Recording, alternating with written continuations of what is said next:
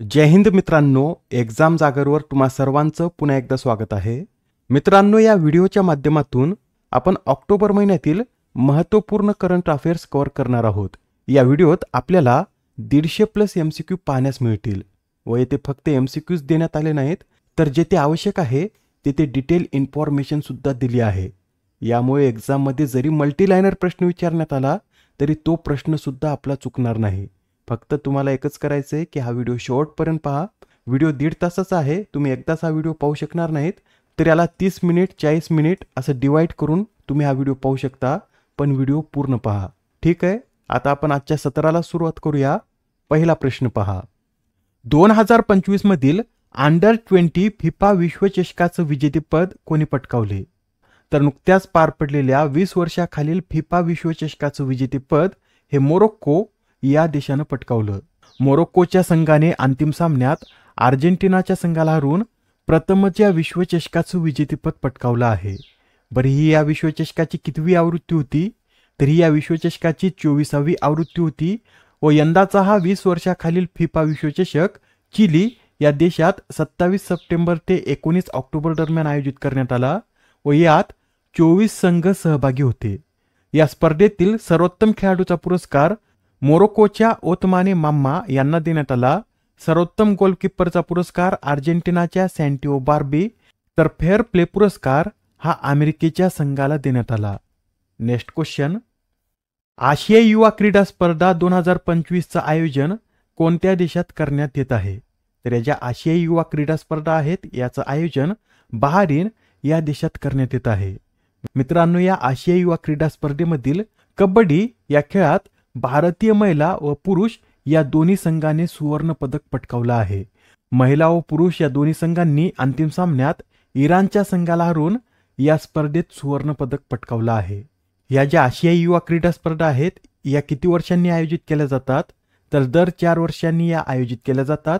यंदाची या स्पर्धेची ही 3री आवृत्ती आहे व या स्पर्धेमध्ये जे शुभंकर आहेत त्यांची नावे सुद्धा नोट करून घ्या. या स्पर्धेमधील मॅस्कॉटची नावे शहाब, नज्म व दाना अशी आहेत. Next question. हेनलेद्वारे प्रकाशित जागतिक गुंतवणूक जोखीम आणि लवचिकता निर्देशांक 2025 मध्ये आपला भारत कितव्या स्थानी आहे? कोणत्या संस्थेने हा निर्देशांक प्रकाशित केला? तर हेनले अँड पार्टनरद्वारे हा निर्देशांक प्रकाशित करण्यात आला व या निर्देशांकामध्ये आपला भारत 155व्या क्रमांकावर आहे. या निर्देशांकात आपल्या भारताला एकूण 54.42 गुण देण्यात आले आहेत व 54.42 गुणासह भारत यात 155व्या स्थानावर आहे. बरं, यात पहिल्या क्रमांकावर कोणता देश आहे? तर स्वित्झर्लंड हा देश यात पहिल्या क्रमांकावर आहे. स्वित्झर्लंड नंतर दुसऱ्या क्रमांकावर डेन्मार्क, तिसऱ्यावर नॉर्वे, चौथ्यावर सिंगापूर, तर 5व्या क्रमांकावर स्वीडन हा देश आहे. आणि या निर्देशांकात सर्वात शेवटी म्हणजेच 226व्या क्रमांकावर साऊथ सुदान हा देश आहे. आता हा प्रश्न पहा काय म्हणतो. सांगली जिल्ह्यातील इस्लामपूर हे शहर आता कोणत्या नवीन नावाने ओळखले जाईल? मित्रांनो, आता सांगली जिल्ह्यातील इस्लामपूर या शहराचं नाव बदलण्यात येणार आहे व हे इस्लामपूर शहर ईश्वरपूर या नावाने ओळखले जाईल. अलीकडेच राज्य सरकारने केलेल्या नामकरण प्रस्तावाला केंद्र सरकारने मान्यता दिली आहे व काही दिवसानंतर अधिकृतरित्या इस्लामपूर हे शहर ईश्वरपूर या नावानं ओळखलं जाईल. डॉक्टर एकनाथ चिटणीस यांचे नुकतेच वयाच्या 100व्या वर्षी निधन झाले, तर ते कोणत्या क्षेत्राशी संबंधित होते? तर हे जे डॉक्टर एकनाथ चिटणीस आहेत हे विज्ञान तंत्रज्ञान या क्षेत्राशी संबंधित होते. त्यांच्याविषयी माहिती नोट करून घ्या. त्यांना भारताच्या अंतराळ कार्यक्रमाचे जनक म्हणून देखील ओळखलं जात. त्यांनी विक्रम साराभाई यांच्यासोबत भारताच्या अंतराळ कार्यक्रमाची पायाभरणी केली. यासच त्यांनी सॅटेलाइट इन्स्ट्रक्शनल टेलिव्हिजन एक्सपेरिमेंटमध्ये सुद्धा योगदान दिलेलं आहे. इस्रोच्या अंतराळ अणुप्रयोग केंद्राचे ते 1981 ते 85 पर्यंत दुसरे संचालक म्हणून कार्यरत होते. त्यांना भारत सरकारद्वारे 1985 साली पद्मभूषण या पुरस्काराने सन्मानित करण्यात आलं. डॉक्टर एकनाथ चिटणीस यांनी डॉक्टर APJ अब्दुल कलाम यांना सुद्धा मार्गदर्शन केलं होतं. अजून एक निधन वार्ता नोट करून घ्या. जाहिरात क्षेत्रातील दिग्गज पियुष पांडे यांचं नुकतंच वयाच्या 70व्या वर्षी निधन झालं, तर त्यांच्याशी संबंधित विधानांचा अभ्यास करून आपल्याला यातील योग्य विधान ओळखायचं आहे. पहिलं विधान काय म्हणतं? ऑग्लिव्ही या जाहिरात कंपनीचे कार्यकारी अध्यक्ष असलेले पांडे यांना 2016 साली पद्मश्री या पुरस्काराने सन्मानित करण्यात आलं होतं. मित्रांनो, हे विधान बरोबर आहे. हे पियुष पांडे ऑग्लिव्ही या कंपनीचे कार्यकारी अध्यक्ष होते व त्यांना 2016 साली पद्मश्री या पुरस्काराने देखील सन्मानित करण्यात आलेला आहे. दुसरे विधान पहा. भारतीय जनता पक्षाच्या आपकी बार मोदी सरकार व तसेच पोलिओ लस अभियानाच्या दो बूंद जिंदगी के या जाहिरातींचे ते जनक होते. हे सुद्धा विधान बरोबर आहे. बीजेपीच्या आपकी बार मोदी सरकार व पोलिओ लस अभियानाच्या दो बूंद जिंदगी के या जाहिरातीचे ते जनक होते. आता या प्रश्नात आपल्याला योग्य विधाने ओळखायची आहेत. दोन्ही विधाने योग्य असल्यामुळे या प्रश्नाचं उत्तर काय असेल तर पर्याय क्रमांक 3 हे या प्रश्नाचं उत्तर आहे. पुढील प्रश्न. मित्रांनो, बंगालच्या उपसागरात एक चक्रीवादळ निर्माण झालं आहे आणि त्याला मोन्था असं नाव देण्यात आलं. आता हे जे या चक्रीवादळाला मोन्था नाव आहे हे कोणत्या देशाने दिले हेच आपल्याला सांगायचे. या प्रश्नाचं उत्तर आहे पर्याय क्रमांक 4 म्हणजेच थायलंड या देशाने या चक्रीवादळाला मोन्था असं नाव दिलं आहे. हे चक्रीवादळ आपल्या आंध्र प्रदेश, तामिळनाडू या राज्यावर धडकण्याची शक्यता आहे. बरं, तुम्हाला हे लक्षात आहे का, याआधी आपण पाहिलं होतं की दक्षिण चीन समुद्रात एक चक्रीवादळ निर्माण झालं होतं व त्या चक्रीवादळाला बुआलोई हे नाव कोणत्या देशाद्वारे देण्यात आलं तर हे नाव थायलंड याच देशाद्वारे देण्यात आलं होतं. तसेच या वर्षातलं सर्वात शक्तिशाली चक्रीवादळ हे रागासा ठरलं असून हे रागासा नाव फिलिपिन्स या देशाद्वारे देण्यात आलं आहे. बरं, या मोन्थाचा अर्थ काय होतो तर थाई भाषेत मोन्था म्हणजे सुगंधी फूल किंवा सुंदर फूल. याचा अर्थ सुद्धा नोट करून घ्या. थाई भाषेत मोन्था म्हणजे सुगंधी फूल किंवा सुंदर फूल असा याचा अर्थ होतो. आणि ते चक्रीवादळाविषयी बोलत आहोत तर हे सुद्धा लक्षात ठेवा. चक्रीवादळाची गती उत्तर गोलार्धात घड्याळाच्या काट्याच्या विरुद्ध दिशेने तर दक्षिण गोलार्धात ही घड्याळाच्या काट्याच्या दिशेने असते. आणि जे चक्रीवादळ आहेत यांना कॅरेबियन समुद्र, मेक्सिकोचे आखात, उत्तर अटलांटिक महासागर आणि पूर्वेकडील व मध्य उत्तर पॅसिफिक महासागरात हरिकेन असं म्हणतात. तर पश्चिम उत्तर पॅसिफिकमध्ये यांना टायफून या नावानं ओळखलं जातं. ठीक आहे, एवढे सर्व पॉईंट तुमच्या लक्षात आले असतील. तर आता हा प्रश्न पहा. कोणता देश हा जगातील 26वा ट्रॅकोमा मुक्त देश ठरला आहे? तर आता ट्रॅकोमा या आजारापासून मुक्त होणारा फिजी हा जगातील 26वा देश ठरला आहे. बरं मित्रांनो, तुम्हाला लक्षात आहे का, ट्रॅकोमा हा आजार कोणत्या अवयवाशी संबंधित आहे तर हा आजार डोळ्याशी संबंधित आहे. आणि या आजारासाठी क्लॅमिडिया ट्रॅकोमॅटिस हा जीवाणू कारणीभूत असतो. यावर्षीच आपण पाहिलं होतं की ट्रॅकोमापासून मुक्त होणारा 25वा देश कोणता तर सेनेगल हा ट्रॅकोमापासून मुक्त होणारा जगातील 25वा देश आहे. आता हा प्रश्न पहा काय म्हणतो. कोणता देश हा आसियानचा 11वा सदस्य देश बनला? तर आता आसियानचा 11वा सदस्य देश हा पूर्व तिमोर बनला आहे. अलीकडेच आसियानची 47वी शिखर परिषद मलेशियातील क्वालालंपूर येथे पार पडली व या परिषदेदरम्यानच पूर्व तिमोरला अधिकृतपणे आसियानचा 11वा सदस्य म्हणून मान्यता देण्यात आली. आसियान या संघटनेची स्थापना कोणकोणत्या देशाने मिळून केली तर या संघटनेची स्थापना इंडोनेशिया, मलेशिया, फिलिपिन्स, सिंगापूर आणि थायलंड या 5 देशांनी मिळून 8 ऑगस्ट 1967 साली केली होती. त्यानंतर 1994 मध्ये यात ब्रुनेई, 1995 मध्ये व्हिएतनाम, 1997 मध्ये म्यानमार व लाओस तर 1999 मध्ये कंबोडिया हा देश सामील झाला होता. आता आपल्याला हे जे 5 देश आहेत हे कोणत्या वर्षी आसियानमध्ये सामील झाले हे लक्षात ठेवायचं आहे. आपल्याला एक्झाममध्ये यावर सुद्धा प्रश्न विचारला जाऊ शकतो. Next question. 2025चा विज्ञान रत्न हा पुरस्कार कोणाला जाहीर झाला? तर आता 2025चा विज्ञान रत्न पुरस्कार हा जयंत नारळीकर यांना मरणोत्तर जाहीर झाला आहे. मित्रांनो, नुकतेच केंद्र सरकारने 2025 या वर्षासाठीचे राष्ट्रीय विज्ञान पुरस्कार घोषित केले आहेत व या राष्ट्रीय विज्ञान पुरस्कारातील विज्ञान रत्न हा पुरस्कार भौतिकशास्त्रज्ञ जयंत नारळीकर यांना मरणोत्तर जाहीर झाला आहे. इतर पुरस्कार सांगायचे झाले तर यातील विज्ञान श्री हा पुरस्कार 8 व्यक्तींना जाहीर झाला असून त्यात doctor Gyanendra Pratap Singh, doctor Yusuf Mohammed Shaikh, doctor के थंगराज, प्राध्यापक प्रदीप थल्लापिल, अनिरुद्ध भालचंद्र पंडित, डॉक्टर एस व्यंकटमोहन, प्राध्यापक महानियम जे व JNN यांचा समावेश आहे. विज्ञान टीम श्रेणीतील पुरस्कार हा आरोमा मिशनला देण्यात आला व यातील विज्ञान युवा पुरस्कार हा 14 व्यक्तींना जाहीर झाला आहे. आता हा पुरस्कार पहा. 2025चा सकारो पुरस्कार कोणाला जाहीर झाला? या प्रश्नाचं उत्तर आहे पर्याय क्रमांक 4 म्हणजेच 2025चा सकारो पुरस्कार हा आंद्रेस पोग्जोपुट व मजिया आमाग्लोबेली या 2 पत्रकारांना जाहीर झाला आहे. हे जे दोन्ही पत्रकार आहेत हे सध्या तुरुंगात असून यापैकी आंद्रेस पोग्जोपुट हे बेलारूस तर मजिया आमाग्लोबेली हे जॉर्जिया या देशाचे पत्रकार आहेत. या सकारो पुरस्काराविषयी सांगायचं झालं तर हा युरोपियन युनियनद्वारे देण्यात येणारा सर्वोच्च मानवाधिकार सन्मान असून या पुरस्काराची स्थापना कधी करण्यात आली तर याची स्थापना 1988 मध्ये करण्यात आली. यात बक्षीस स्वरूप किती रोख रक्कम देण्यात येते तर 50,000 युरो इतकी रोख रक्कम यात बक्षीस म्हणून देण्यात येतात. बरं मित्रांनो, तुम्हाला माहित आहे का 2024चा सकारो पुरस्कार कोणाला देण्यात आला होता तर 2024चा सकारो पुरस्कार हा मारिया कोरिना मचाडो यांना देण्यात आला होता व आता या मारिया कोरिना मचाडो यांना 2025चा शांततेचा नोबेल पुरस्कार जाहीर झाला आहे. हा पॉइंट सुद्धा लक्षात ठेवा. आणि आता हा प्रश्न पहा काय म्हणतो. चर्च ऑफ इंग्लंडच्या प्रमुखपदी नियुक्त होणाऱ्या पहिल्या महिला कोण ठरल्या आहेत? अत्यंत महत्त्वाचा प्रश्न आहे. आता चर्च ऑफ इंग्लंडच्या प्रमुखपदी प्रथमच एका महिलेची नियुक्ती करण्यात आली असून त्यांचं नाव डेम सारा मुल्लाली असं आहे. काय आहे तर डेम सारा मुल्लाली असं त्यांचं नाव आहे. मित्रांनो, डेम सारा मुल्लाली या आधी 2018 मध्ये लंडनच्या बिशप बनल्या होत्या व या पदावर नियुक्त होणाऱ्या देखील त्या पहिल्याच महिला ठरल्या होत्या. 1999 साली डेम सारा इंग्लंडच्या सर्वात तरुण मुख्य नर्सिंग ऑफिसर देखील बनल्या होत्या. Next question.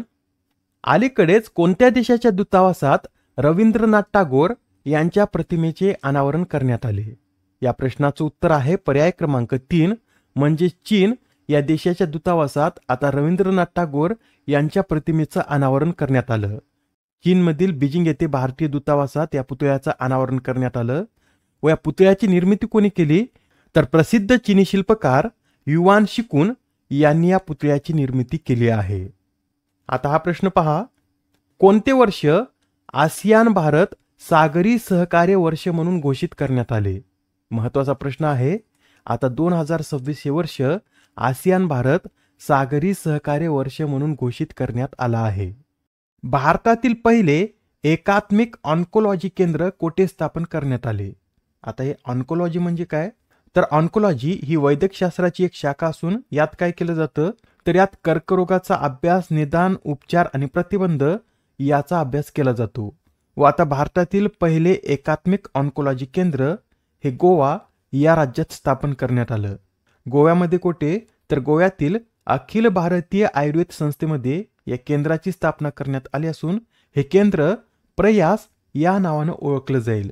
आणि मित्रांनो, या केंद्रात कर्करोगावर जे आधुनिक उपचार होतात त्याबरोबरच त्याच्या जोडीला पारंपरिक उपचारांचा सुद्धा उपयोग केला जाणार आहे.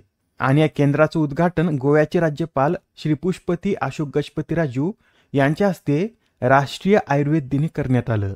आणि या राष्ट्रीय आयुर्वेद दिनाच्या दिवशी राष्ट्रीय धन्वंतरी आयुर्वेद पुरस्कार 2025 सुद्धा वितरित करण्यात आलेत व या पुरस्काराने कोणाला सन्मानित करण्यात आलं हेच आपल्याला सांगायचंय.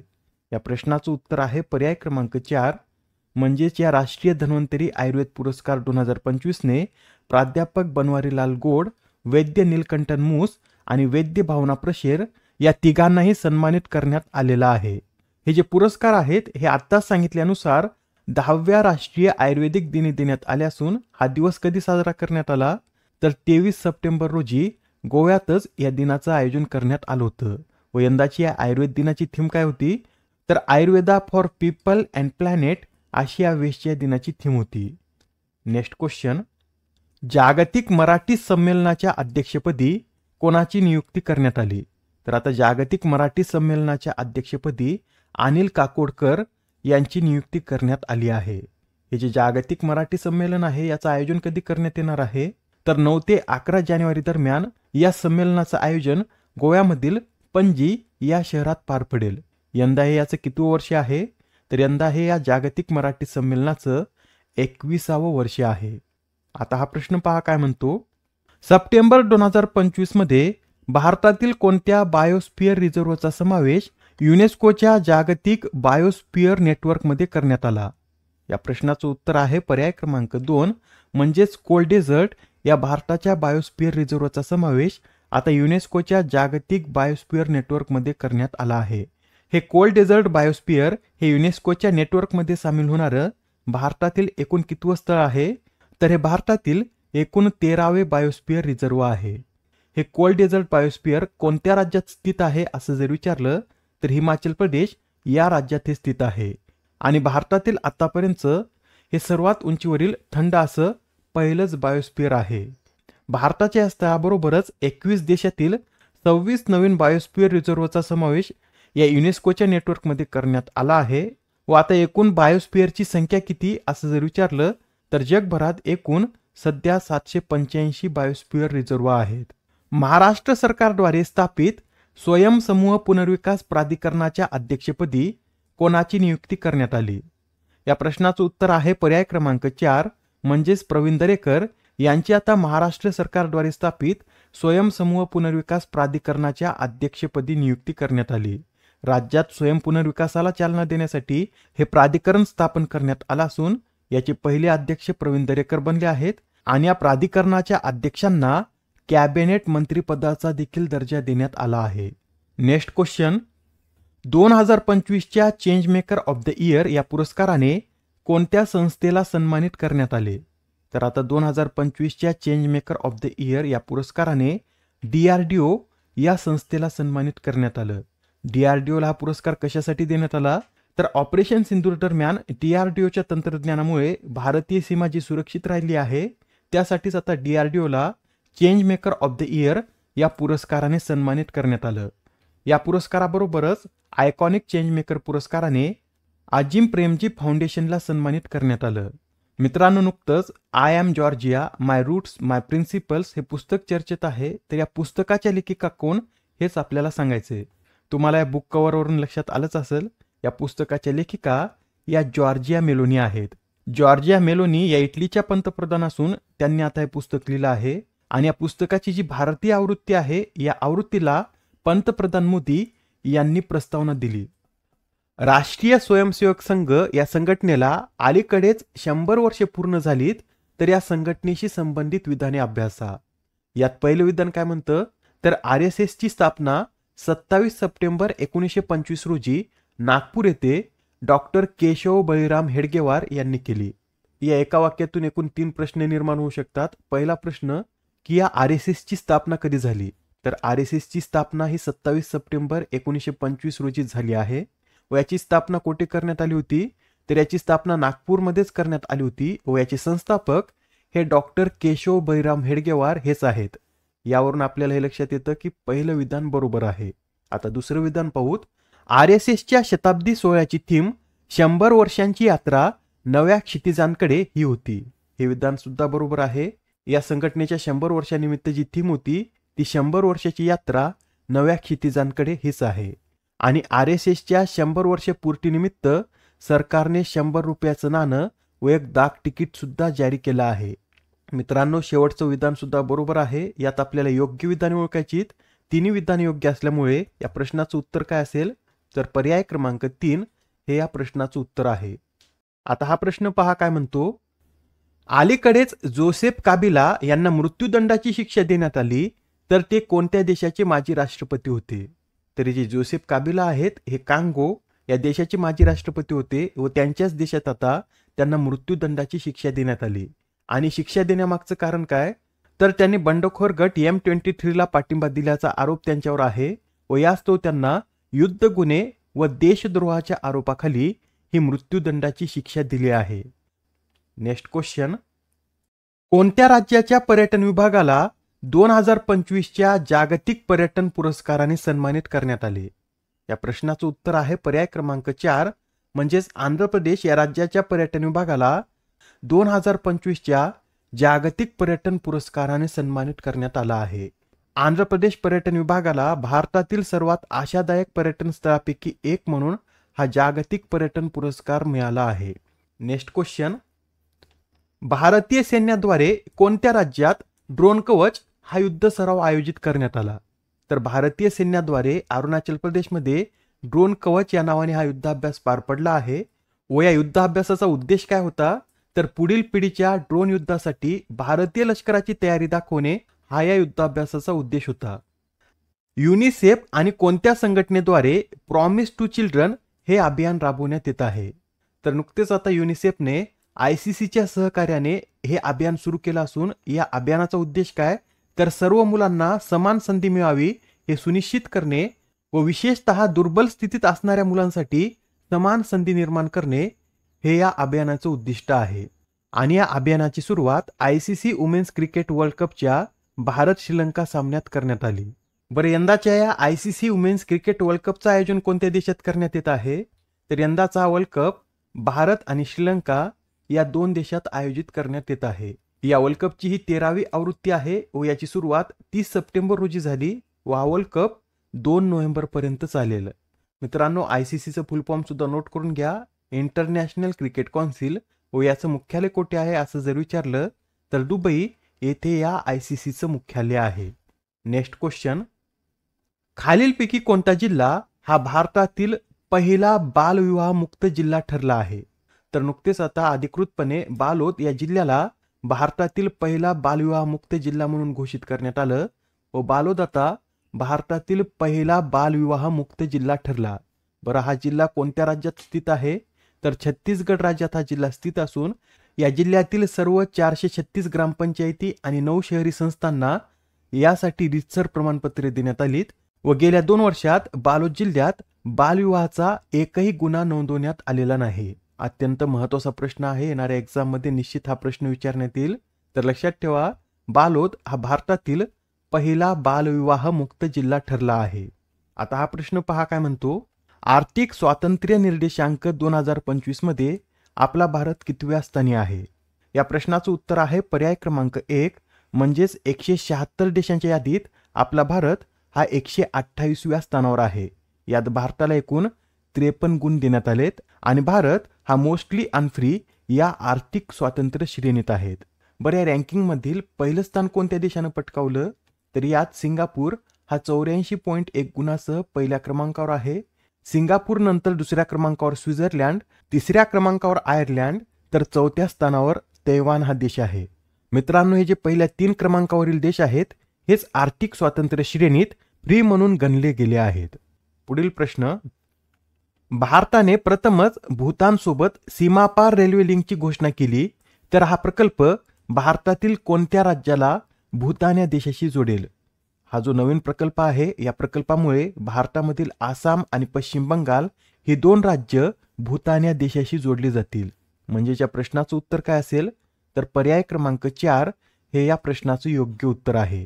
मित्रांनो, या रेल्वे लिंक प्रकल्पाची घोषणा ही 29 सप्टेंबर रोजी करण्यात आली. हा जो प्रकल्प आहे हा एकूण 89 किलोमीटरचा असेल.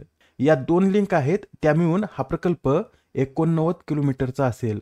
व जर यातील दोन्ही मार्गाविषयी माहिती सांगायची झाली तर पहिला मार्ग कोकराझार गेलेफू लाईन असेल. ही लाईन एकूण 69 किलोमीटरची असणार आहे.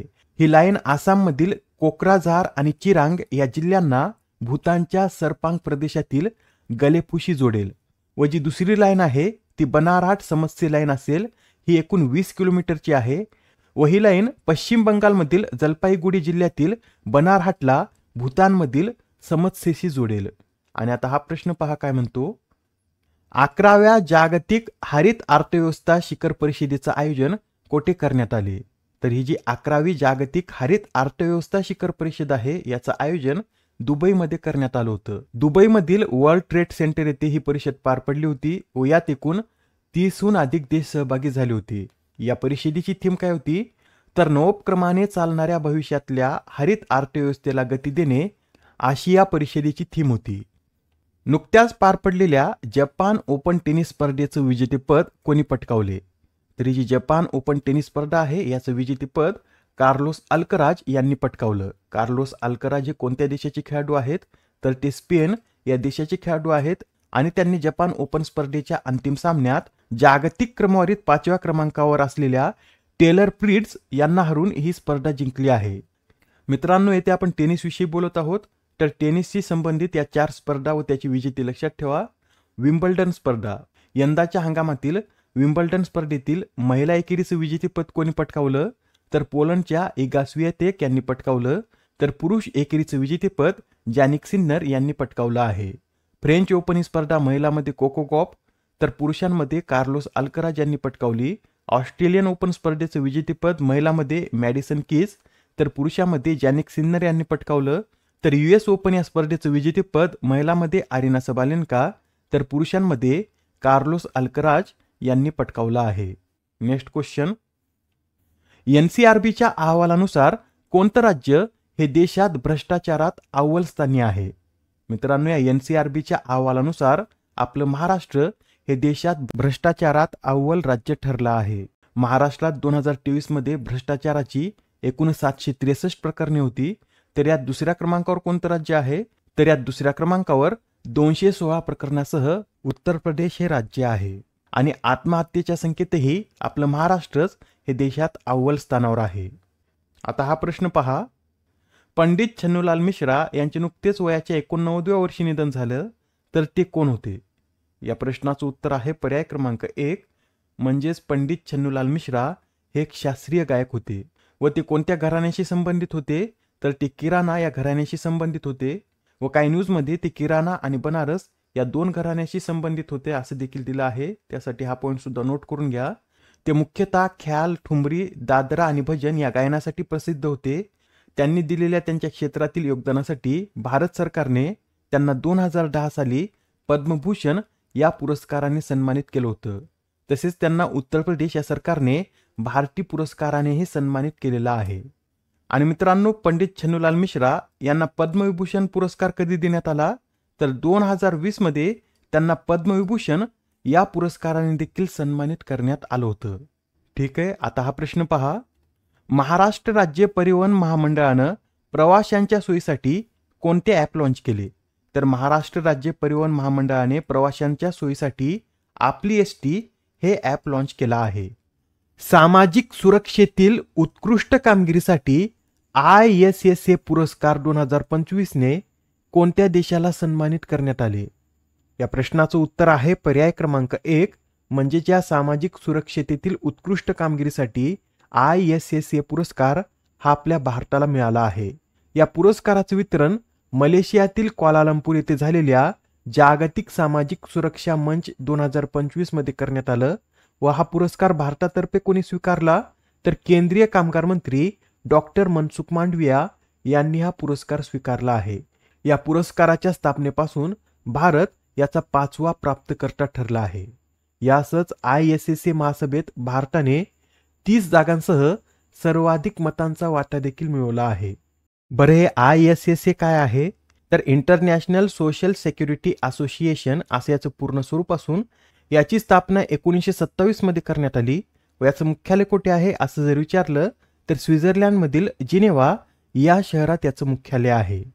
नेक्स्ट क्वेश्चन, भारतातील पहिली खाजगी हेलिकॉप्टर फायनल असेंब्ली लाईन कोणत्या राज्यात तयार करण्यात येत आहे? आता भारतातील पहिली खाजगी हेलिकॉप्टर फायनल असेंब्ली लाईन ही कर्नाटक या राज्यात स्थापन करण्यात येणार आहे. कर्नाटकमध्ये कुठे? तर कर्नाटकमधील कोलार जिल्ह्यातील वेमगल येथे ही असेंब्ली लाईन स्थापन करण्यात येईल. व हा उपक्रम कोणत्या कंपन्यांचा आहे? तर टाटा ॲडव्हान्स सिस्टीम लिमिटेड व एअरबस या कंपन्यांद्वारे संयुक्तपणे हा उपक्रम राबवण्यात येत आहे. या अंतर्गत एअरबस H125 हेलिकॉप्टर निर्माण करण्यात येणार असून हे हेलिकॉप्टर मेक इन इंडिया अंतर्गत पूर्णपणे भारतात बनलेलं पहिलं हेलिकॉप्टर असेल, जे आता 2027 मध्ये वितरित होईल.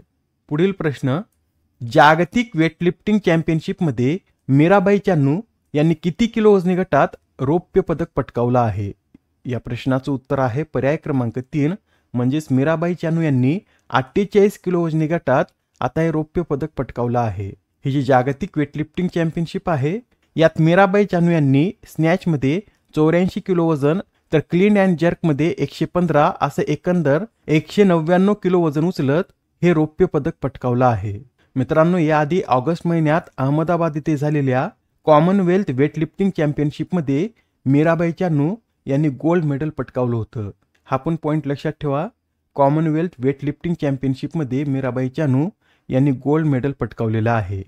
बरं, यंदाच्या या जागतिक वेटलिफ्टिंग चॅम्पियनशिपचं आयोजन कोणत्या देशात करण्यात येत आहे? तर नॉर्वे या देशात या स्पर्धांचं आयोजन होत आहे. आता हा प्रश्न पहा काय म्हणतो. अलीकडेच प्रकाशित उद्योग सर्वेक्षण अहवालानुसार एकूण मूल्यवर्धितात म्हणजेच ग्रॉस व्हॅल्यू ॲडेडमध्ये कोणत्या राज्याचा हिस्सा हा सर्वाधिक आहे? तर मित्रांनो, देशाच्या एकूण मूल्यवर्धितात आपल्या महाराष्ट्राचा हिस्सा हा सर्वाधिक आहे. महाराष्ट्राचा हिस्सा यात 15.95% म्हणजे 16% इतका आहे. महाराष्ट्रानंतर गुजरात यात दुसऱ्या क्रमांकावर आहे, तामिळनाडू तिसऱ्या, कर्नाटक चौथ्या, उत्तर प्रदेश पाचव्या, तर उरलेले जे सर्व राज्य आहेत त्यांचा एकूण हिस्सा यात 46% आहे. म्हणजेच या ग्रॉस व्हॅल्यू ॲडेडमध्ये भारतातील पहिल्या 5 राज्यांचा हिस्सा हा 54% इतका आहे. बरं, तुम्हाला आता हा प्रश्न पडला असेल की हे ग्रॉस व्हॅल्यू ॲडेड म्हणजे काय? थोडक्यात आपण समजून घेऊया. ग्रॉस व्हॅल्यू ॲडेड म्हणजे एका उद्योगाचं जे अंतिम उत्पादन असतं त्यातून त्यानं लावलेला कच्चा माल, सेवा व इतर इनपुट वजा केल्यावर जे आपल्याला व्हॅल्यू मिळते त्याला GVA म्हणजेच ग्रॉस व्हॅल्यू ॲडेड म्हणतात. एका उदाहरणाने आपण समजून घेऊया. समजा एका बिस्किट फॅक्टरीने एका वर्षात 100 रुपयांची बिस्किट तयार केली. आता हे झालं त्या कंपनीचं आउटपुट. ते 100 रुपयाचे बिस्किट तयार करण्यासाठी 40 रुपयाचं पीठ, 10 रुपयाची साखर व 10 रुपयाचा इतर खर्च लागला. अशा प्रकारे हे बिस्किट तयार करण्यासाठी 60 रुपयाचा खर्च लागला. हे काय झालं? हे त्या फॅक्टरीचं इनपुट झालं. ज्यावेळेस आपण या आउटपुटमधून मायनस इनपुट करतो त्यावेळेस आपल्याला जी व्हॅल्यू भेटते त्यालाच GVA म्हणतात. बरं, या GVAचं महत्त्व काय आहे? तर हे अर्थव्यवस्थेतील योगदान दाखवते आणि कोणतं उद्योग क्षेत्र किती मूल्य वाढवत आहे हे सुद्धा या GVA मुळे कळतं. GDP मोजण्यासाठी सुद्धा याचा आधार घेतला जातो. GDP मोजण्यासाठी GVA plus taxes minus subsidies केलं जातं. त्याद्वारे सुद्धा GDP मोजता येतो. व उद्योग, राज्य किंवा क्षेत्रनिहाय उत्पादकता मोजण्यासाठी सुद्धा या GVAचा फायदा होतो. ठीक आहे, आता हा प्रश्न पहा. 500 अब्ज डॉलर्सची निव्वळ संपत्ती असणारे जगातील पहिले व्यक्ती कोण ठरले आहेत? मित्रांनो, जगामध्ये प्रथमच 500 अब्ज डॉलर्सची निव्वळ संपत्ती असणारे व्यक्ती हे एलॉन मस्क ठरले आहेत. एलॉन मस्क हे कोणत्या कंपनीचे CEO आहेत? तर ते टेस्ला आणि स्पेसएक्स या कंपनीचे CEO आहेत व आता त्यांची संपत्ती ही 500 अब्ज डॉलर्स इतकी झाली आहे. याआधी सुद्धा 300 अब्ज डॉलर्स व 400 अब्ज डॉलर्सची संपत्ती गाठणारे ते पहिले व्यक्ती ठरले होते व आता नुकतंच त्यांनी 500 अब्ज डॉलर्सचा टप्पा देखील गाठला आहे. मित्रांनो, 300 अब्ज डॉलर्सचा टप्पा गाठणारे एलॉन मस्क यांच्यानंतरचे फक्त दुसरे व्यक्ती कोण आहेत? तर ओरॅकलचे संस्थापक लॅरी एरिसन हे 300 अब्ज डॉलर्सचा टप्पा गाठणारे एलॉन मस्क यांच्यानंतरचे फक्त दुसरे व्यक्ती आहेत. Next question. लोकप्रिय लोकनृत्य कृष्णलीलाच्या प्रसिद्ध गायिका गोपीनाथ सेन यांचं नुकतंच निधन झालं, तर त्या कोणत्या राज्याच्या होत्या? या ज्या गोपीनाथ सेन आहेत या ओडिशा या राज्याच्या होत्या व ओडिशामधील लोकनृत्य कृष्णलीला यासाठी त्या प्रसिद्ध होत्या व आता त्यांचं वयाच्या 107व्या वर्षी निधन झालं आहे. गोपीनाथ सेन यांना त्यांच्या कलेतील योगदानाबद्दल 2023 मध्ये संगीत नाटक अकादमी पुरस्कार तर 2024 साली पद्मश्री या पुरस्काराने देखील सन्मानित करण्यात आलं होतं. आता हा प्रश्न पहा काय म्हणतो. पहिल्या आशियाई महिला लोको पायलट कोण आहेत? तुम्हा सर्वांनाच माहीत असेल, आशियातील पहिल्या महिला लोको पायलट या सुरेखा यादव आहेत. बरं, आता ही न्यूज चर्चेत का आहे? तर नुकतंच आता 36 वर्षाच्या सेवेनंतर आशियातील पहिल्या महिला लोको पायलट सुरेखा यादव या निवृत्त झाल्यामुळे त्यांचं नाव सध्या चर्चेत आहे. 2023 मध्ये त्यांनी वंदे भारत ट्रेन सुद्धा चालवली व वंदे भारत ट्रेन चालवणाऱ्या त्यावेळेस त्या भारतातील पहिल्या महिला लोको पायलट ठरल्या होत्या. प्रोजेक्ट हिमांक अंतर्गत सीमा रस्ते संघटनेने जगातील सर्वात उंच रस्ता कोठे बांधला? या प्रश्नाचं उत्तर आहे पर्याय क्रमांक 1 म्हणजेच मेघला या खिंडीवर प्रोजेक्ट हिमांक अंतर्गत BROद्वारे जगातील सर्वात उंच रस्ता बांधण्यात आला आहे. हा जो रस्ता आहे हा एकूण किती उंचीवर आहे? तर समुद्र सपाटीपासून 19,400 फूट उंचीवर हा रस्ता आहे आणि हा रस्ता हानले आणि फुकचे या 2 गावांना जोडतो. पुढील प्रश्न. 2025चा भौतिकशास्त्रातील नोबेल पुरस्कार कोणाला जाहीर झाला? तर आता 2025चा भौतिकशास्त्रातील नोबेल पुरस्कार हा जॉन क्लार्क, मिशेल डेवरेट व जॉन मार्टिनिस या 3 शास्त्रज्ञांना जाहीर झाला. म्हणजे या प्रश्नाचं उत्तर काय असेल? तर पर्याय क्रमांक 4 हे या प्रश्नाचं उत्तर आहे. येथे हा पॉईंट सुद्धा लक्षात ठेवा. एका वेळी एका क्षेत्रातील नोबेल पुरस्कार जास्तीत जास्त फक्त 3च व्यक्तींना दिला जाऊ शकतो. आणि यंदाचा भौतिकशास्त्रातील नोबेल पुरस्कार या 3 व्यक्तींना कशासाठी देण्यात आला? तर या तिघांनी चिपच्या मदतीनं क्वांटम भौतिकशास्त्र विषयात केलेल्या महत्त्वपूर्ण संशोधनासाठी त्यांना हा पुरस्कार मिळाला आहे. त्यांनी त्यांच्या कामातून क्वांटम कम्प्युटर्स, क्वांटम सेन्सर्स आणि क्वांटम क्रिप्टोग्राफी या क्षेत्रात नवीन आयाम मिळवून दिलेत. त्यासाठी आता त्यांना या पुरस्काराने सन्मानित करण्यात आलं. या 3ही शास्त्रज्ञांविषयी थोडक्यात माहिती नोट करून घ्या. जॉन क्लार्क यांचा जन्म UK मध्ये 1942 रोजी झाला होता व सध्या ते कॅलिफोर्निया विद्यापीठामध्ये कार्यरत आहेत. मिशेल एच डेओरेट यांचा जन्म फ्रान्समध्ये झाला होता व सध्या ते येल विद्यापीठात कार्यरत आहेत. तर जॉन एम मार्टिनिस यांचा जन्म 1958 मध्ये झाला असून सध्या ते कॅलिफोर्निया विद्यापीठात कार्यरत आहेत. मित्रांनो, नोबेलवर आधारित अजून एक प्रश्न पहा. 2025चा वैद्यकशास्त्रातील नोबेल पुरस्कार हा ज्या टी रेग्युलेटरी पेशीच्या संशोधनासाठी देण्यात आला, त्या टी रेग्युलेटरी पेशीचं प्रमुख कार्य काय हेच आपल्याला सांगायचंय. या प्रश्नाचं उत्तर आहे पर्याय क्रमांक 3. म्हणजेच या टी रेग्युलेटरी पेशीचं प्रमुख कार्य हे शरीराच्या स्वतःच्या पेशीवर रोगप्रतिकारक हल्ला होऊ न देणे हे आहे. तुम्हाला हे तर माहीतच आहे की आपल्या शरीराची रोगप्रतिकारक यंत्रणा बाहेरील जंतूवर हल्ला करते, पण कधी कधी ती आपल्या पेशीवर सुद्धा हल्ला करू शकते. यालाच ऑटोइम्यून रोग असं म्हणतात. व हे टाळण्यासाठी खास टी रेग्युलेटरी पेशी असतात. त्या रोगप्रतिकारक पेशींना आपल्या पेशीवर हल्ला करण्यापासून रोखतात. बरं, यंदाचा जो वैद्यकशास्त्रातील नोबेल पुरस्कार आहे हा कोणाकोणाला देण्यात आला? तर मेरी इब्रुंको, फ्रेड रॅम्सडेल व शिमोन साकागुची या 3 शास्त्रज्ञांना हा पुरस्कार समान वाटून देण्यात आला आहे. या ज्या मेरी इब्रुंको व फ्रेड रॅम्सडेल आहेत, हे दोन्ही शास्त्रज्ञ अमेरिका या देशाचे असून मेरी ब्रुंको या सध्या इन्स्टिट्यूट फॉर सिस्टम बायोलॉजी येथे कार्यरत आहेत. तर फ्रेड रॅम्सडेल हे सोनोमा बायोथेरप्युटिक्स येथे कार्यरत आहेत. आणि शिमोन साकागुची जपान या देशाचे असून सध्या ते ओसाका विद्यापीठामध्ये कार्यरत आहेत. 2025 साठीचा साहित्यातील नोबेल पुरस्कार कोणाला जाहीर झाला? या प्रश्नाचं उत्तर आहे पर्याय क्रमांक 4. म्हणजेच लाझलो क्रॅस्नाहोरकाई यांना 2025 साठीचा साहित्यातील नोबेल पुरस्कार जाहीर झाला आहे. हे कोणत्या भाषेतील लेखक आहेत? तर हे हंगेरियन भाषेतील लेखक आहेत. त्यांची पहिली कादंबरी कोणती असं जर विचारलं तर सॅटॅन टँगो ही त्यांची पहिली कादंबरी आहे, जी 1985 साली प्रकाशित झाली होती. त्यांनी अनेक चित्रपटांच्या पटकथा देखील लिहिल्या आहेत व त्यांना 2015 मध्ये मॅन बुकर इंटरनॅशनल पुरस्कारही मिळालेला आहे. त्यांनी लिहिलेली काही पुस्तके सांगायची झाली तर या Satan tango, the melancholy of resistance, the prisoner of Urga, war and वार आणि ॲनिमल इनसाइड ही त्यांची काही गाजलेली पुस्तके आहेत. ही पुस्तकं सुद्धा लक्षात ठेवा. एक्झाममध्ये त्यांची पुस्तकं देखील आपल्याला विचारली जाऊ शकतात. पुढील प्रश्न पहा. हा प्रश्न सुद्धा नोबेल पुरस्कारावर आधारित आहे. यात काय म्हटलं तर 2025चा रसायनशास्त्रातील नोबेल पुरस्कार कोणत्या संशोधनासाठी देण्यात आला? तर मित्रांनो, 2025चा रसायनशास्त्रातील नोबेल पुरस्कार हा मेटल ऑर्गॅनिक फ्रेमवर्कच्या शोधासाठी देण्यात आला. या MOFचं फुल फॉर्म लक्षात ठेवा, मेटल ऑर्गॅनिक फ्रेमवर्क.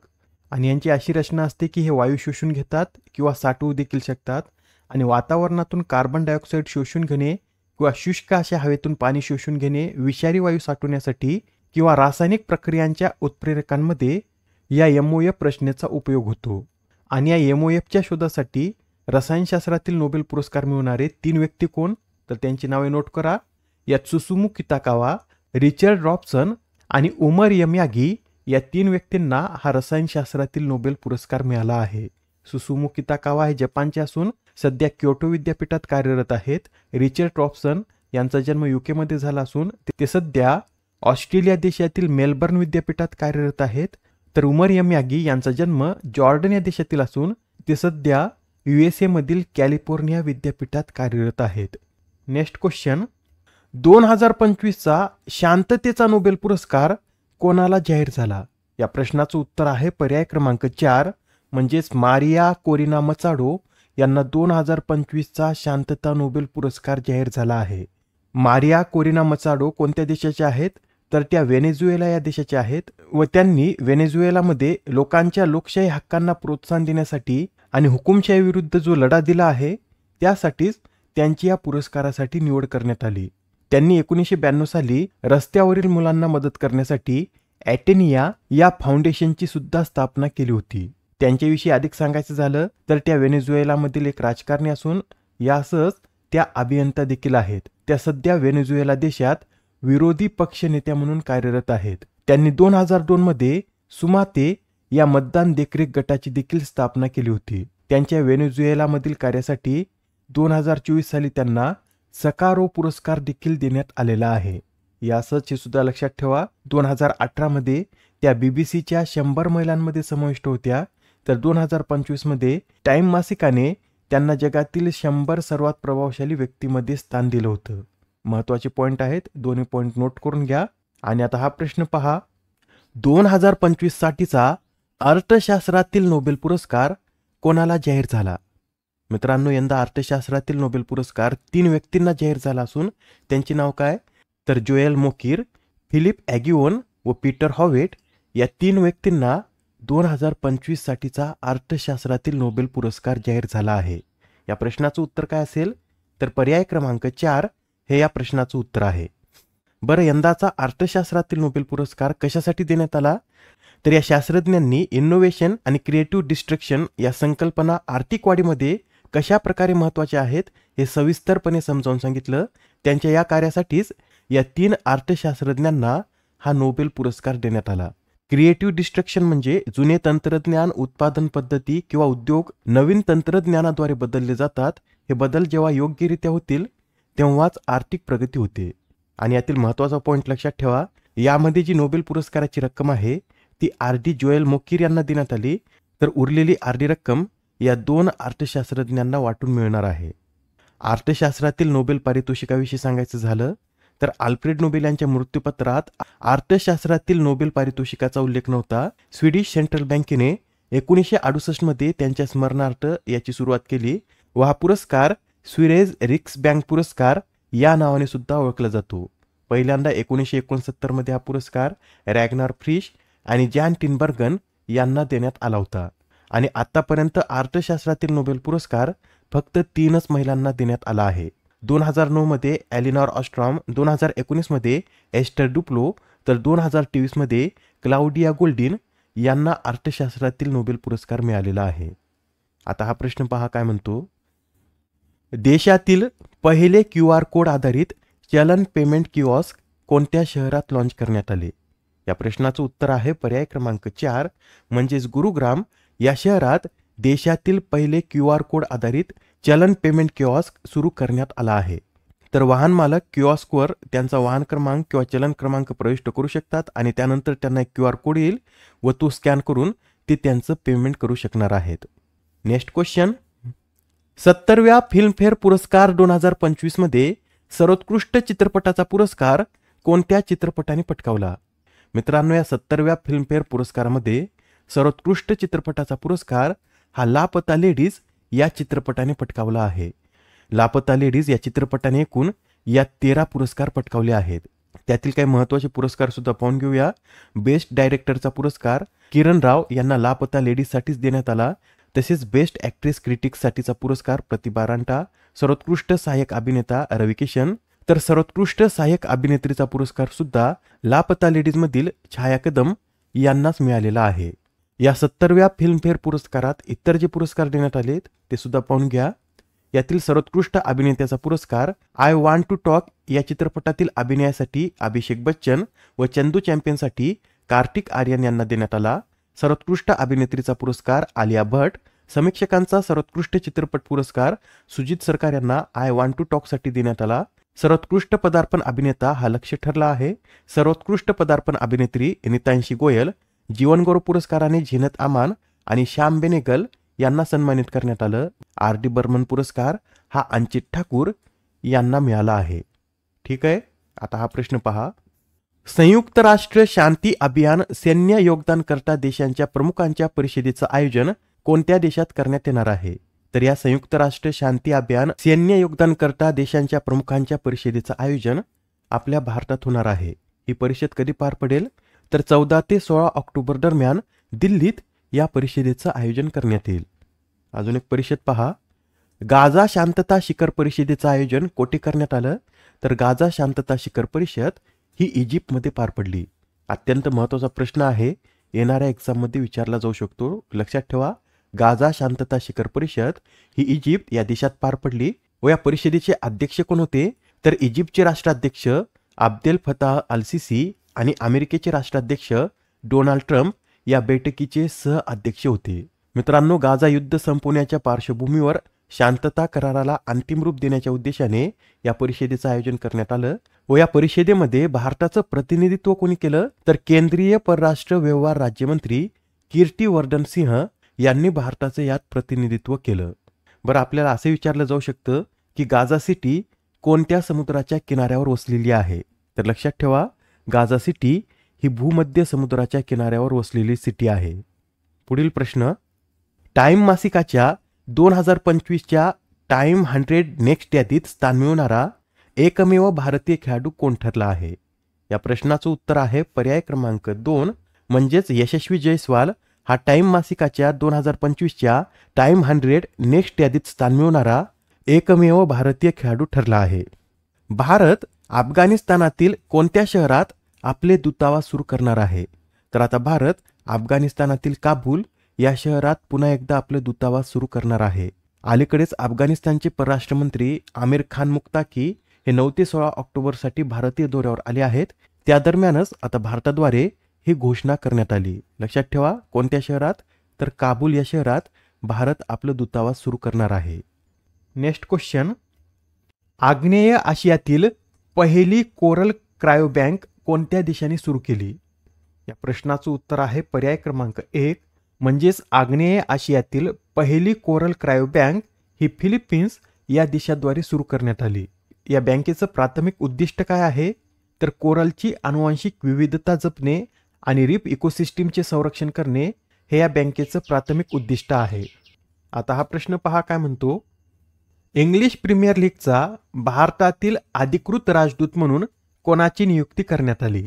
तर आता इंग्लिश प्रीमियर लीगचा भारतातील पहिला आणि अधिकृत राजदूत म्हणून संजू सॅमसन यांची नियुक्ती करण्यात आली. बरं मित्रांनो, इथे लक्षात घ्या, इंग्लिश प्रीमियर लीग ही क्रिकेटशी संबंधित नसून ही फुटबॉल या खेळाशी संबंधित स्पर्धा आहे व आता भारतामध्ये या स्पर्धेविषयी लोकप्रियता वाढवण्यासाठी इंग्लिश प्रीमियर लीगने भारतातील पहिला अधिकृत EPL राजदूत म्हणून संजू सॅमसन यांची निवड केली आहे. नेक्स्ट क्वेश्चन, अलीकडेच पार पडलेल्या जागतिक पॅरा ॲथलेटिक्स चॅम्पियनशिपमध्ये भारताने एकूण किती पदक पटकावले? या प्रश्नाचं उत्तर आहे पर्याय क्रमांक 3 म्हणजेच या स्पर्धेत भारताने एकूण 22 पदक पटकावले आहेत. आतापर्यंतच्या या स्पर्धेतील भारताची सर्वोत्तम कामगिरी असून भारताने या स्पर्धेत 6 सुवर्ण, 9 रौप्य व 7 कांस्य पदकासह एकूण 22 पदक पटकावले आहेत. या स्पर्धेमध्ये ज्या खेळाडूंनी सुवर्ण पदक पटकावले त्यांची नावे सुद्धा नोट करून घ्या. यात निशात कुमार यांनी उंच उडीमध्ये सुवर्ण पटकावलं, शैलेश कुमार यांनी सुद्धा उंच उडीमध्ये, सुमित अंतिल भालाफेक, संदीप संजय सरगर भालाफेक, रिंकू हुड्डा भालाफेक, तर सिमरन शर्मा यांनी 100 मीटर शर्यतीत सुवर्ण पदक पटकावलं आहे. बरं, या स्पर्धेतील पदतालिकेत पहिलं स्थान कोणत्या देशानं पटकावलं? तर ब्राझील या देशाने 15 सुवर्ण, 20 रौप्य, 9 कांस्य पदकासह एकूण 44 पदक पटकावत पहिलं स्थान पटकावलं आहे. ब्राझील नंतर दुसऱ्या क्रमांकावर चीन हा देश आहे. बरं, आपल्या भारताने या पदतालिकेत कितवं स्थान पटकावलं? तर आपल्या भारताने यात 10वं स्थान पटकावलं आहे. मित्रांनो, याआधी सुद्धा आपण या स्पर्धेविषयी माहिती पाहिली होती. भारतात प्रथमच जागतिक पॅरा ॲथलेटिक्स चॅम्पियनशिपचं आयोजन करण्यात आलं असून याची 12वी आवृत्ती आहे. ही स्पर्धा 27 सप्टेंबर रोजी सुरू झाली ते 5 ऑक्टोबरपर्यंत याचं आयोजन नवी दिल्लीतील जवाहरलाल नेहरू स्टेडियमवर करण्यात आलं. या स्पर्धेतील शुभंकराचं नाव काय होतं? तर विराज असं या स्पर्धेतील शुभंकराचं नाव होतं. नेक्स्ट क्वेश्चन, भारत आणि कोणत्या देशादरम्यान कोंकण हा युद्धाभ्यास आयोजित केला जातो? तुम्हाला माहितच असेल, भारत आणि ब्रिटन या 2 देशादरम्यान कोंकण हा युद्धाभ्यास 2004 पासून आयोजित केला जात आहे व यंदा सुद्धा हा युद्धाभ्यास 5 ऑक्टोबर पासून सुरू झाला असून हा युद्धाभ्यास 12 ऑक्टोबर पर्यंत चालणार आहे. यात भारतीय नौदल आणि ब्रिटिश नौदल सामील होतील व या युद्धाभ्यासात भारताचं नेतृत्व कोण करणार आहे? तर स्वदेशी विमानवाहू युद्धनौका INS विक्रांतच्या कॅरियर बॅटल ग्रुपद्वारे भारताचं यात नेतृत्व केलं जाईल.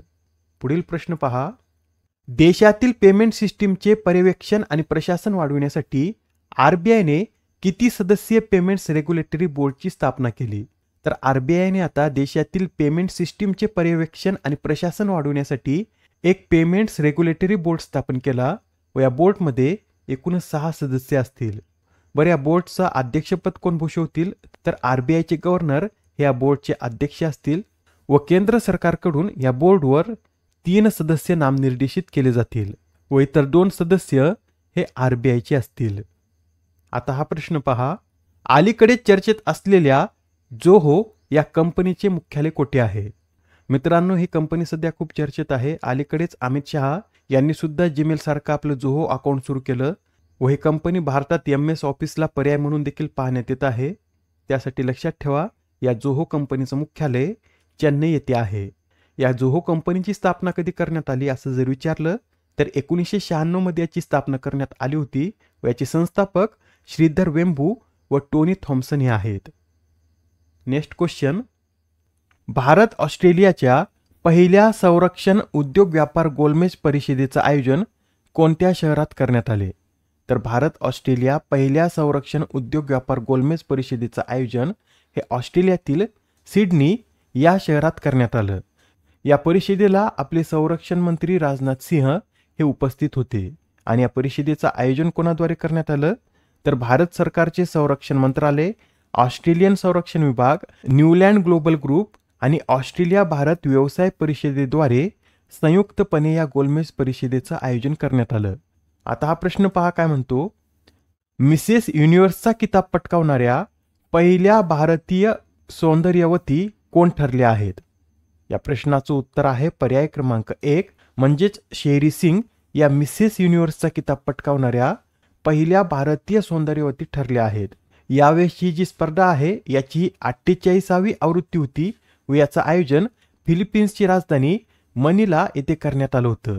जगभरातील 120 महिलांना मागे टाकत शेरी सिंग यांनी या स्पर्धेचं विजेतेपद पटकावलं आहे. येणाऱ्या प्रत्येक एक्झाममध्ये हमखास यावर प्रश्न विचारण्यात येईल, कारण मिसेस युनिव्हर्सचा किताब पटकावणाऱ्या शेरी सिंग या पहिल्याच भारतीय आहेत. आणि मित्रांनो, या स्पर्धेला मिस युनिव्हर्स या स्पर्धेशी कन्फ्यूज करू नका. मिस युनिव्हर्स ही स्पर्धा वेगळी आहे, ही मिसेस युनिव्हर्स स्पर्धा आहे, म्हणजे यात लग्न झालेल्या महिला सामील होतात. ठीक आहे. आता हा प्रश्न पहा, 2025चा सहस्र रामानुजन पुरस्कार कोणाला जाहीर झाला? तर आता 2025चा सहस्र रामानुजन पुरस्कार हा अलेक्झांडर स्मिथ यांना जाहीर झाला आहे. अलेक्झांडर स्मिथ हे अमेरिकेतील नॉर्थ वेस्टर्न युनिव्हर्सिटीमध्ये कार्यरत आहेत व त्यांनी संख्या सिद्धांतातील अनेक दीर्घकालीन समस्यावर महत्त्वपूर्ण योगदान दिलं आहे व त्यांच्या याच योगदानासाठी त्यांना आता सहस्र रामानुजन पुरस्कार जाहीर झाला आहे. या सहस्र रामानुजन पुरस्काराची स्थापना 2005 मध्ये सहस्र विद्यापीठाद्वारे करण्यात आली व हा जो पुरस्कार आहे हा 32 वर्षाखालील तरुण गणितज्ञांनाच देण्यात येतो व या पुरस्कारात विजेत्याला किती रोख रक्कम देण्यात येते तर $10,000 इतकी रोख रक्कम विजेत्याला देण्यात येते. पुढील प्रश्न, NCRBच्या अहवालानुसार कोणते शहर हे भारतातील सर्वात सुरक्षित शहर ठरलं आहे? तर आता NCRBच्या अहवालानुसार कोलकाता हे भारतातील सर्वात सुरक्षित शहर ठरलं आहे. सलग 4थ्यांदा कोलकाताने यात पहिलं स्थान पटकावलं असून कोलकात्यानंतर सर्वात सुरक्षित शहराच्या यादीत हैदराबाद, पुणे, मुंबई व कोइंबतूर या शहरांचा क्रमांक लागतो.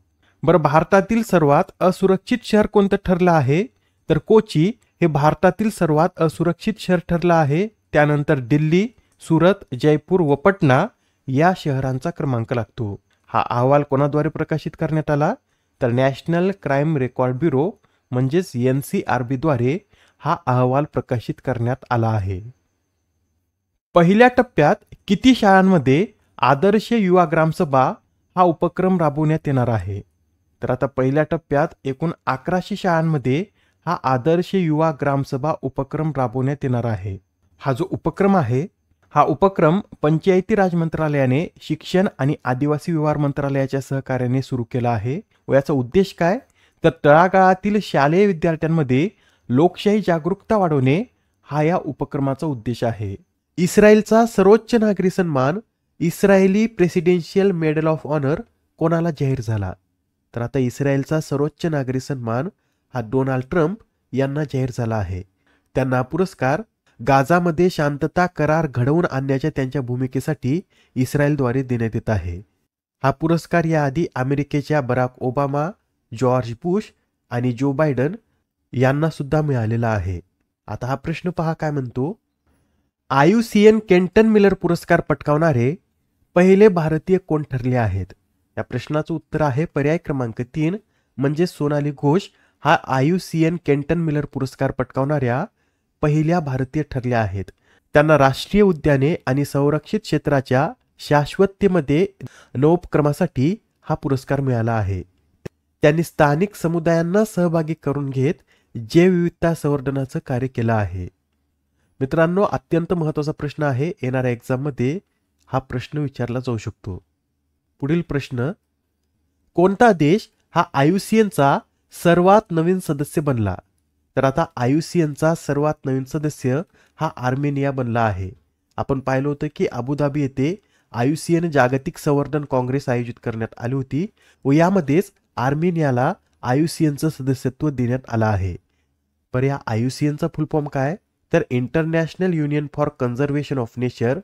याची स्थापना 5 ऑक्टोबर 1948 मध्ये करण्यात आली व याचं मुख्यालय स्वित्झर्लंडमधील ग्लँड येथे स्थित आहे. पुढील प्रश्न, रिझर्व्ह बँक ऑफ इंडियाचे नवीन कार्यकारी संचालक म्हणून कोणाची नियुक्ती करण्यात आली? तर रिझर्व्ह बँक ऑफ इंडियाच्या नवीन कार्यकारी संचालक या सोनाली सेनगुप्ता बनले आहेत. त्या या पदावर 9 ऑक्टोबर पासून कार्यरत झाल्या आहेत. त्यांनी याआधी सोनाली सेनगुप्ता यापूर्वी RBIच्या बेंगळुरू प्रादेशिक कार्यालयात प्रादेशिक संचालक म्हणून कार्यरत होत्या. आता हा प्रश्न पहा काय म्हणतो. कोणता देश हा हेपेटायटिस B, HIV आणि सिफिलिसच्या आई ते बाळ संक्रमणाचे ट्रिपल एलिमिनेशन साध्य करणारा जगातील पहिला देश ठरला आहे? या प्रश्नाचं उत्तर आहे पर्याय क्रमांक 1 म्हणजेच मालदीव हा देश हेपेटायटिस B, HIV आणि सिफिलिसच्या आई ते बाळ संक्रमणाचे एलिमिनेशन साध्य करणारा जगातील पहिलाच देश ठरला आहे. आता मालदीवमध्ये हे 3000 आईपासून बाळाला झालेली एकही केस आढळलेली नाही. याआधी 2019 मध्येच HIV आणि सिफिलिसचा नायनाट करण्यासाठी मालदीवला WHO द्वारे मान्यता देण्यात आली होती. ठीक आहे. आता हा प्रश्न पहा.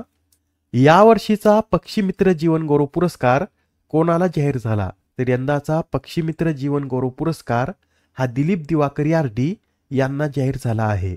हा पुरस्कार कोणाद्वारे देण्यात येतो? तर महाराष्ट्र पक्षी मित्र या संस्थेतर्फे हा पुरस्कार देण्यात येतो व यंदा या पुरस्काराचं वितरण 38व्या महाराष्ट्र पक्षी मित्र संमेलनात करण्यात येईल. हे जे 38वे महाराष्ट्र पक्षी मित्र संमेलन आहे हे 1 ते 2 नोव्हेंबर दरम्यान अमरावतीमध्ये आयोजित करण्यात येणार आहे. या पक्षी मित्र संस्थेतर्फे पक्षी संवर्धन आणि शुश्रूषासाठीचा पुरस्कार बाळ उर्फ जयदीप काळणे यांना जाहीर झाला. पक्षी जनजागृतीसाठीचा पुरस्कार मिलिंद सावदेकर, पक्षी संशोधनासाठीचा पुरस्कार प्रतीक चौधरी, तर पहिला नवोदित पक्षी मित्र पुरस्कार हा विकास बावनकुळे यांना जाहीर झाला आहे. पुढील प्रश्न, अलिप्ततावादी चळवळ म्हणजेच नामच्या 19व्या मध्यवधी मंत्रिस्तरीय अधिवेशनाचं आयोजन कोणत्या देशात करण्यात आले? या प्रश्नाचं उत्तर आहे पर्याय क्रमांक 2 म्हणजेच युगांडा या देशात नामच्या 19व्या मध्यवधी मंत्रिस्तरीय अधिवेशनाचं आयोजन करण्यात आलं. ही परिषद 15 ते 16 ऑक्टोबर दरम्यान पार पडली व या परिषदेमध्ये भारताचं प्रतिनिधित्व हे परराष्ट्र राज्यमंत्री कीर्तिवर्धन सिंह यांनी केलं. मित्रांनो, 2024 ते 2026 या कालावधीसाठी नामचं अध्यक्षपद युगांडा याच देशाकडे आहे. त्यासाठी ही परिषद सुद्धा युगांडामध्येच पार पडली. बरं, नामचा भारत संस्थापक सदस्य आहे का? तर नामचा भारत संस्थापक सदस्य आहे व या नामद्वारे 121 विकसनशील देशांना एकत्र आणण्यात आला आहे. पुढील प्रश्न, अलीकडेच कोणत्या राज्यातील 5 समुद्र किनाऱ्यांना आंतरराष्ट्रीय दर्जाचं ब्लू फ्लॅग मानांकन प्रमाणपत्र मिळालं? तर मित्रांनो, नुकतेच आता आपल्या महाराष्ट्रातील 5 समुद्र किनाऱ्यांना आंतरराष्ट्रीय दर्जाचं ब्लू फ्लॅग मानांकन प्रमाणपत्र मिळालेलं आहे. हे किनारे कोणकोणते? तर रायगड जिल्ह्यातील श्रीवर्धन आणि नागाव, पालघरमधील पर्णका व रत्नागिरी जिल्ह्यातील गुहागर आणि लाडघर या किनाऱ्याचा यात समावेश आहे. हे किनारे लक्षात ठेवा. एक्झाममध्ये असं विचारलं जाऊ शकतं की लाडघर किनारा कोणत्या जिल्ह्यात आहे? तर रत्नागिरी असं आपल्याला माहित पाहिजे, त्यासाठी लक्षात ठेवा. अलीकडेच आपला भारत संयुक्त राष्ट्राच्या मानवाधिकार परिषदेवर बिनविरोध निवडून आला तर या परिषदेत एकूण किती सदस्य असतात? महत्त्वाचा प्रश्न आहे. ही जी संयुक्त राष्ट्राची मानवाधिकार परिषद आहे यावर एकूण 47 सदस्य असतात.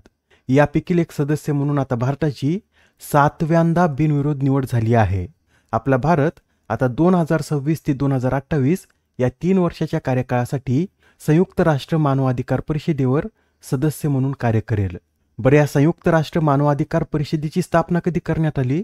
तर 15 मार्च 2006 रोजी याची स्थापना करण्यात आली असून याचं मुख्यालय कोठे आहे असं जर विचारलं तर स्वित्झर्लंडमधील जिनेव्हा येथे या कौन्सिलचं मुख्यालय आहे. पुढील प्रश्न, आशियातील सर्वात मोठ्या आंतरराष्ट्रीय रेल्वे उपकरण प्रदर्शनाचं आयोजन कोणत्या शहरात करण्यात आले? या प्रश्नाचं उत्तर आहे पर्याय क्रमांक 3 म्हणजेच दिल्ली या शहरात आशियातील सर्वात मोठ्या आंतरराष्ट्रीय रेल्वे उपकरण प्रदर्शनाचं आयोजन करण्यात आलं. या प्रदर्शनाचं उद्घाटन कोणी केलं? तर केंद्रीय रेल्वे मंत्री अश्विनी वैष्णव यांनी या प्रदर्शनाचं उद्घाटन दिल्ली येथील भारत मंडपम केलं व ही या प्रदर्शनाची 16वी आवृत्ती आहे. हे आशियातील सर्वात मोठे तर जगातील दुसऱ्या क्रमांकाचे सर्वात मोठे रेल्वे प्रदर्शन होते. यात 15हून अधिक देशामधील 450हून अधिक प्रदर्शक सहभागी झाले होते. नेक्स्ट क्वेश्चन, IMF मधील प्रथम उपव्यवस्थापकीय संचालकपदी कोणाची नियुक्ती करण्यात आली? तर आता IMF मधील प्रथम उपव्यवस्थापकीय संचालकपदी डॅन कॅट्स यांची नियुक्ती करण्यात आली. मित्रांनो, प्रथम उपव्यवस्थापकीय संचालक हे IMF मधील पद असून हे IMF मधील दुसरे सर्वात महत्त्वाचे पद मानलं जातं व यावर आता डॅन कॅट्स यांची नियुक्ती करण्यात आली. IMF म्हणजे काय? तर इंटरनॅशनल मॉनिटरी फंड. याची स्थापना 22 जुलै 1944 मध्ये करण्यात आली व याचं मुख्यालय वॉशिंग्टन येथे स्थित आहे. आता हा प्रश्न पहा काय म्हणतो, 2025 मधील ग्लोबल हंगर इंडेक्समध्ये 123 देशांच्या यादीत आपला भारत कितव्या स्थानी आहे? या प्रश्नाचं उत्तर आहे पर्याय क्रमांक 3 म्हणजेच आपला भारत 123 देशांच्या यादीत 102व्या क्रमांकावर आहे. बरं, भारताला यात किती गुण देण्यात आलेत? तर भारताला यात 25.8 इतके गुण देण्यात आलेत व 25.8 गुणासह आपला भारत गंभीर श्रेणीमध्ये येतो.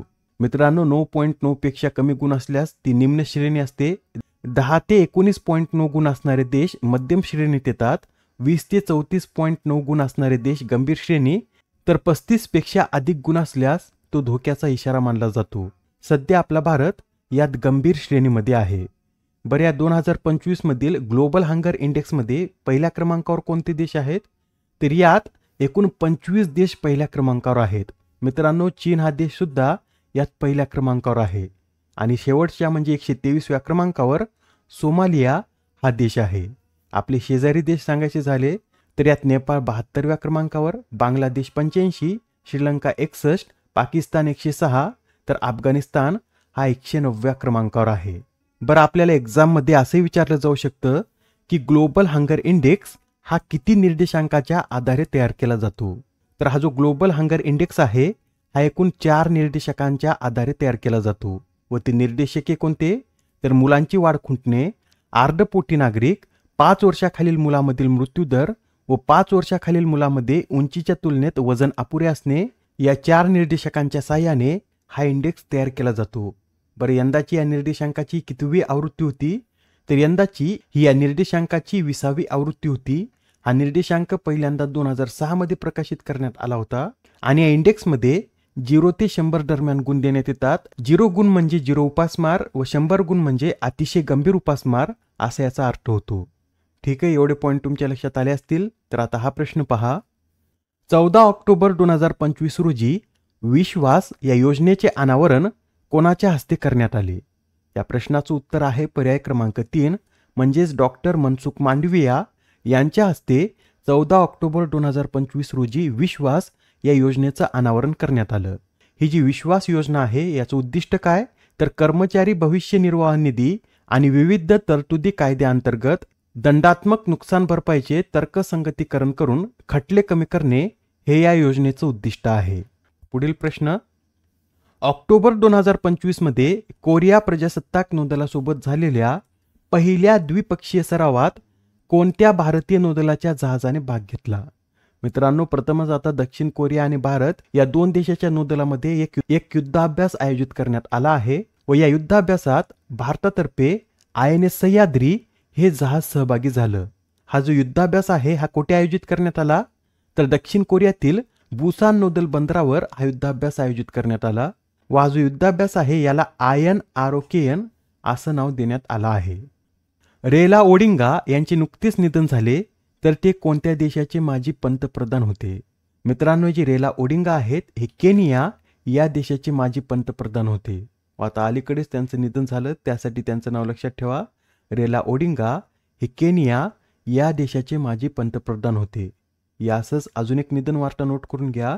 आता नुकतेच गोव्याचे माजी मुख्यमंत्री आणि कृषी मंत्री रवी नाईक यांचं वयाच्या 79व्या वर्षी निधन झालं आहे. रवी नाईक हे कोणत्या राज्याचे माजी मुख्यमंत्री होते, तर ते गोव्याचे माजी मुख्यमंत्री होते व त्यांनी गोवा या राज्यात कृषी मंत्री म्हणून देखील कार्य केलेलं आहे. ट्रान्सजेंडर हक्कांचे संरक्षण व समान संधी उपलब्ध करून देण्यासाठी सर्वोच्च न्यायालयाने कोणाच्या अध्यक्षतेखाली एक समिती स्थापन केली? या प्रश्नाचं उत्तर आहे पर्याय क्रमांक 4, म्हणजेच आशा मेनन यांच्या अध्यक्षतेखाली ही समिती स्थापन करण्यात आलेली आहे व आशा मेनन या दिल्ली उच्च न्यायालयाच्या माजी न्यायाधीश आहेत.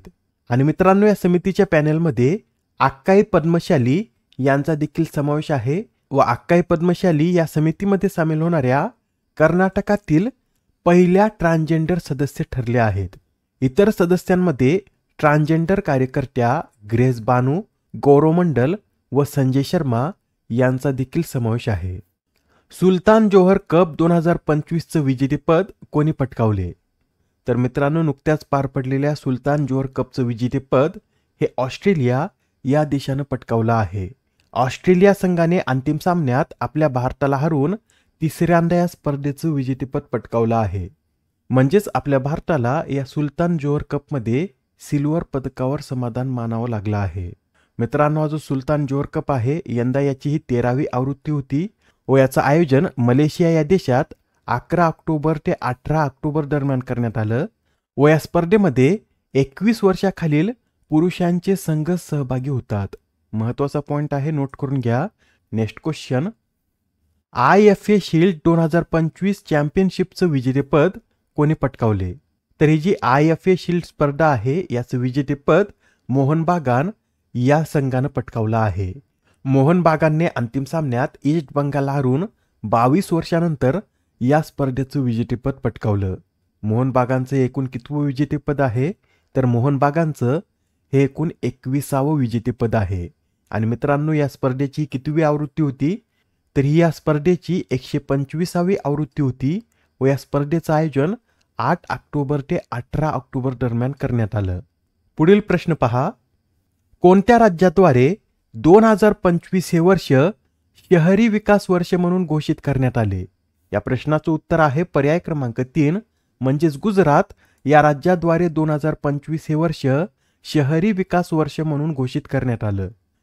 संरक्षण मंत्रालयाने 2025 हे वर्ष सुधारणांचे वर्ष म्हणून घोषित केलं, तर UNने 2025 हे वर्ष आंतरराष्ट्रीय सहकारी वर्ष म्हणून घोषित केलं आहे. कोणता देश हा IUCNचा 90वा सदस्य बनला? तर आता IUCN या संघटनेचा 90वा सदस्य हा तुलाऊ देश बनला आहे. मित्रांनो, अलीकडेच आर्मेनिया, तजाकिस्तान, मार्शल बेटे, गॅबॉन, तुलाऊ आणि झिम्बाब्वे या देशांचा समावेश IUCN मध्ये करण्याचा निर्णय घेण्यात आला व आता तुलाऊ हा देश अधिकृतपणे IUCNचा 90वा सदस्य देश बनला आहे. IUCN म्हणजे काय? तर international union for conservation of nature याची स्थापना 5 ऑक्टोबर 1948 मध्ये करण्यात आली व याचं मुख्यालय कुठे आहे? तर स्वित्झर्लंडमधील ग्लॅंड या देशात IUCNचं मुख्यालय आहे. आता हा प्रश्न पहा काय म्हणतो, भारत आणि कोणत्या देशादरम्यान समुद्रशक्ती हा नौदल सराव आयोजित केला जातो? तर समुद्रशक्ती हा युद्धाभ्यास भारत आणि इंडोनेशिया या दोन देशादरम्यान आयोजित केला जातो. यंदा या युद्धाभ्यासाची 5वी आवृत्ती आहे व हा युद्धाभ्यास 14 ऑक्टोबर पासून सुरू झाला आहे तर 17 ऑक्टोबर पर्यंत चाललेला आहे.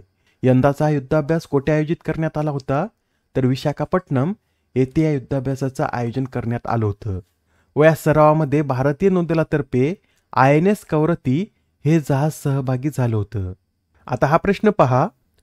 डिजिटल आयडेंटिटी इकोसिस्टीममध्ये प्रगत तंत्रज्ञानाच्या नाविन्य, स्वदेशीकरण आणि सहविकासाला चालना देण्यासाठी UIDAI ने कोणता उपक्रम सुरू केला?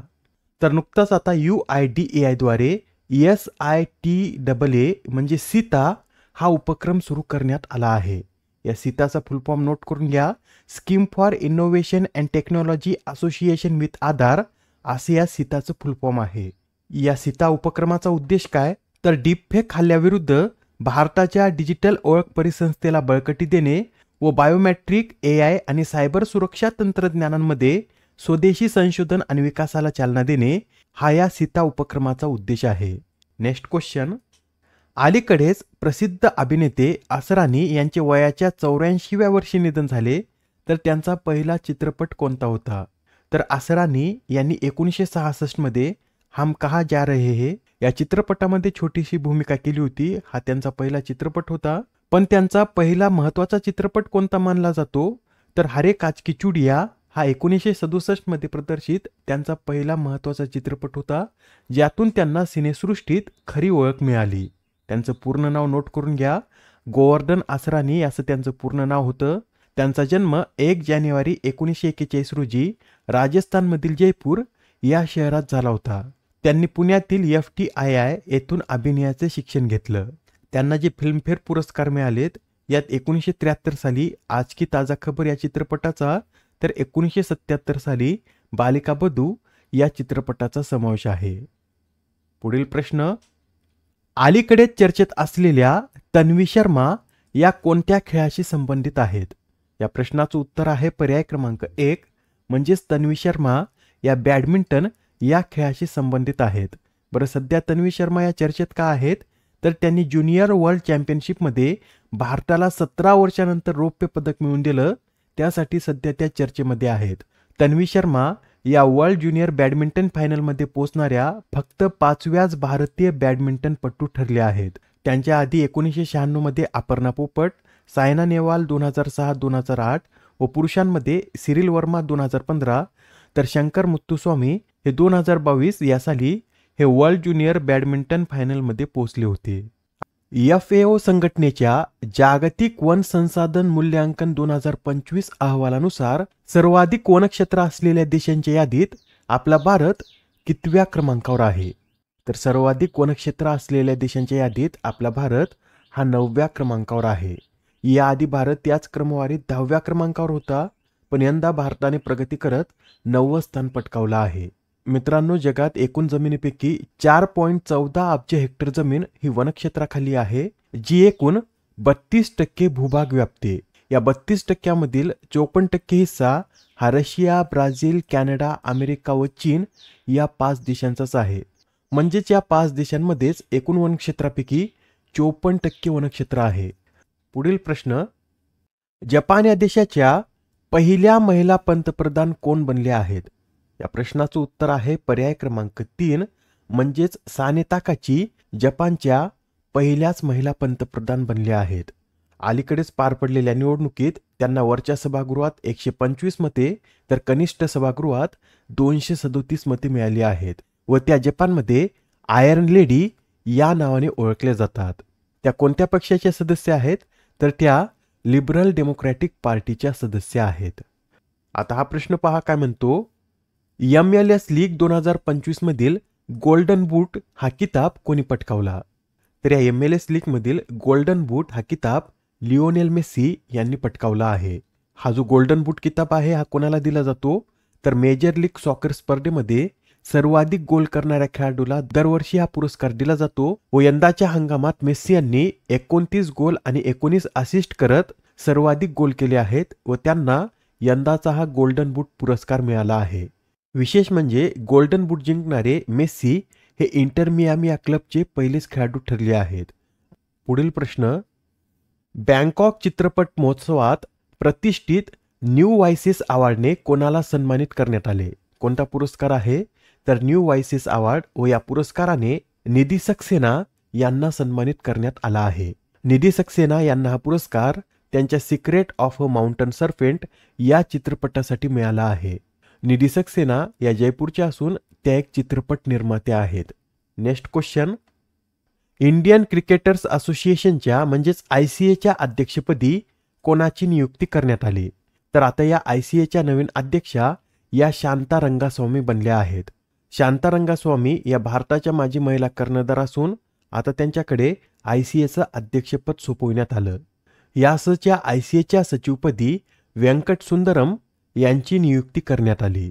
पुढील प्रश्न, ग्लोबल फायनान्सनुसार कोणती बँक ही आशियातील सर्वात सुरक्षित बँक ठरली आहे? तर आता या ग्लोबल फायनान्सनुसार DBS बँक ही आशियातील सलग 17व्यांदा सर्वात सुरक्षित बँक ठरली आहे. DBS म्हणजे डेव्हलपमेंट बँक ऑफ सिंगापूर व या बँकेचं मुख्यालय सिंगापूर या देशात स्थित आहे. नेक्स्ट क्वेश्चन, गुगल क्लाउड अमेरिकेबाहेरील सर्वात मोठे AI डेटा सेंटर हब कोठे उभारणार आहे? तर आता गुगल क्लाउडद्वारे अमेरिकेबाहेरील जे सर्वात मोठं AI डेटा सेंटर आहे हे भारतातील आंध्र प्रदेशमधील विशाखापट्टणम या शहरात स्थापन करण्यात येणार आहे. या प्रकल्पासाठी पुढील 5 वर्षात गुगल क्लाउड $15 अब्ज गुंतवणूक करेल व हे केंद्र जगभरातील 12 देशांमध्ये निर्माण करण्यात येणाऱ्या केंद्रापैकी एक केंद्र असेल, पण हे अमेरिकेबाहेरील सर्वात मोठे केंद्र असणार आहे. आता हा प्रश्न पहा, ready, relevant and resurgent to shaping a future ready force या पुस्तकाचे लेखक कोण आहेत? महत्त्वाचं पुस्तक आहे. या पुस्तकाचे लेखक हे अनिल चौहान आहेत. अनिल चौहान हे सध्या CDS या पदावर कार्यरत असून त्यांनी हे पुस्तक लिहिलं आहे. त्यासाठी आपल्याला या पुस्तकाचं नाव लक्षात ठेवायचं आहे. येणाऱ्या एक्झाममध्ये विचारलं जाऊ शकतं. Ready, relevant and resurgent to या पुस्तकाचे लेखक हे CDS प्रमुख अनिल चौहान आहेत. ज्येष्ठ अभिनेते पंकज धीर यांचे नुकतेच वयाच्या 68व्या वर्षी निधन झाले, तर त्यांनी BR चोप्रा यांच्या महाभारत मालिकेत कोणाची भूमिका केली होती? या प्रश्नाचं उत्तर आहे पर्याय क्रमांक 1 म्हणजेच पंकज धीर यांनी BR चोप्रा यांच्या महाभारतात कर्ण हे पात्र साकारलं होतं व नुकतंच आता त्यांचं कर्करोगाने निधन झालं आहे. संजय गांधी राष्ट्रीय उद्यानाच्या संरक्षण आणि संवर्धनासाठी कोणाच्या अध्यक्षतेखाली एक समिती स्थापन करण्यात आली? या प्रश्नाचं उत्तर आहे पर्याय क्रमांक 4 म्हणजेच दिलीप भोसले यांच्या अध्यक्षतेखाली आता संजय गांधी राष्ट्रीय उद्यानाच्या संरक्षण आणि संवर्धनासाठी एक समिती स्थापन करण्यात आली आहे. हे जे दिलीप भोसले आहेत हे अलाहाबाद उच्च न्यायालयाचे माजी मुख्य न्यायाधीश होते व आता त्यांची या समितीच्या अध्यक्षपदी नियुक्ती करण्यात आली. या समितीवर इतर जे 3 सदस्य आहेत त्यामध्ये राज्याचे माजी मुख्य सचिव नितीन करीर, माजी पोलीस महासंचालक सुबोध कुमार जयस्वाल व वनरक्षक आणि संजय गांधी राष्ट्रीय उद्यानाच्या संचालक अनिता पाटील यांचा समावेश आहे. मित्रांनो, या संजय गांधी राष्ट्रीय उद्यानाविषयी सुद्धा माहिती नोट करून घ्या. हे जे राष्ट्रीय उद्यान आहे हे मुंबईमध्ये स्थित असून शहरात असलेलं महाराष्ट्रातील हे एकमेव राष्ट्रीय उद्यान आहे. हे उद्यान एकूण 87 चौरस किलोमीटर क्षेत्रफळावर पसरलेलं आहे. या उद्यानात प्रसिद्ध कान्हेरी लेणी देखील आहेत. आपल्याला एक्झाममध्ये असं विचारलं जाऊ शकतं की कान्हेरी लेणी या कोणत्या उद्यानात स्थित आहेत? तर संजय गांधी राष्ट्रीय उद्यानात या लेणी स्थित आहेत. नेक्स्ट क्वेश्चन, 47व्या आशियान शिखर परिषदेचं आयोजन कोणत्या देशात करण्यात येणार आहे? तर आता जी 47वी आशियान शिखर परिषद आहे याचं आयोजन मलेशिया या देशात करण्यात येणार आहे. मलेशियामध्ये कुठे? तर मलेशियामधील क्वालालंपूर या शहरात ही परिषद 26 ते 28 ऑक्टोबर दरम्यान होणार आहे व या परिषदेची थीम समावेशिता आणि शाश्वतीपणा अशी आहे. जागतिक बौद्धिक संपदा संघटनेच्या न्यायाधीश सल्लागार मंडळाच्या अध्यक्षपदी नियुक्त होणाऱ्या पहिल्या भारतीय महिला कोण ठरल्या आहेत? या प्रश्नाचं उत्तर आहे पर्याय क्रमांक 1 म्हणजेच प्रतिभा M सिंह यांची आता WIPच्या न्यायाधीश सल्लागार मंडळाच्या अध्यक्षपदी नियुक्ती करण्यात आली व या पदावर नियुक्त होणाऱ्या त्या पहिल्या भारतीय ठरल्या आहेत. प्रतिभा M सिंह यांची या पदावर किती वर्षासाठी नियुक्ती करण्यात आली? तर त्या या पदावर 2025 ते 2027 अशा 2 वर्ष कार्य करतील. मित्रांनो, प्रतिभा M सिंह यांच्याविषयी सांगायचं झालं तर त्या दिल्ली उच्च न्यायालयाच्या माजी न्यायाधीश आहेत. यासच त्यांनी याआधी भारताच्या पहिल्या राष्ट्रीय IPI धोरणाचा मसुदा तयार करणाऱ्या थिंक टँकचे सदस्य म्हणून देखील कार्य केलं होतं व तसेच आशियाई पेटंट अटर्नी असोसिएशनचे त्यांनी अध्यक्षपद देखील भूषवलेलं आहे. 2017 मध्ये उच्च न्यायालयाचे न्यायाधीश म्हणून त्यांना बढती मिळाली होती व दिल्ली उच्च न्यायालयाच्या पेटंट समितीचे अध्यक्ष म्हणून देखील त्यांनी कार्य केलेलं आहे व त्यांना 2022 मध्ये केम्ब्रिज विद्यापीठाच्या ह्युजेस हॉलच्या मानद फेलो म्हणून निवडण्यात आलं होतं व असा मान मिळवणाऱ्या त्या पहिल्या भारतीय न्यायाधीश ठरल्या होत्या. अत्यंत महत्त्वाचा प्रश्न आहे. येणाऱ्या एक्झाममध्ये निश्चित हा प्रश्न विचारण्यात येईल. त्यासाठी प्रतिभा एम सिंह यांच्याविषयीचे एवढे पॉईंट नोट करून घ्या. व आता हा प्रश्न पहा.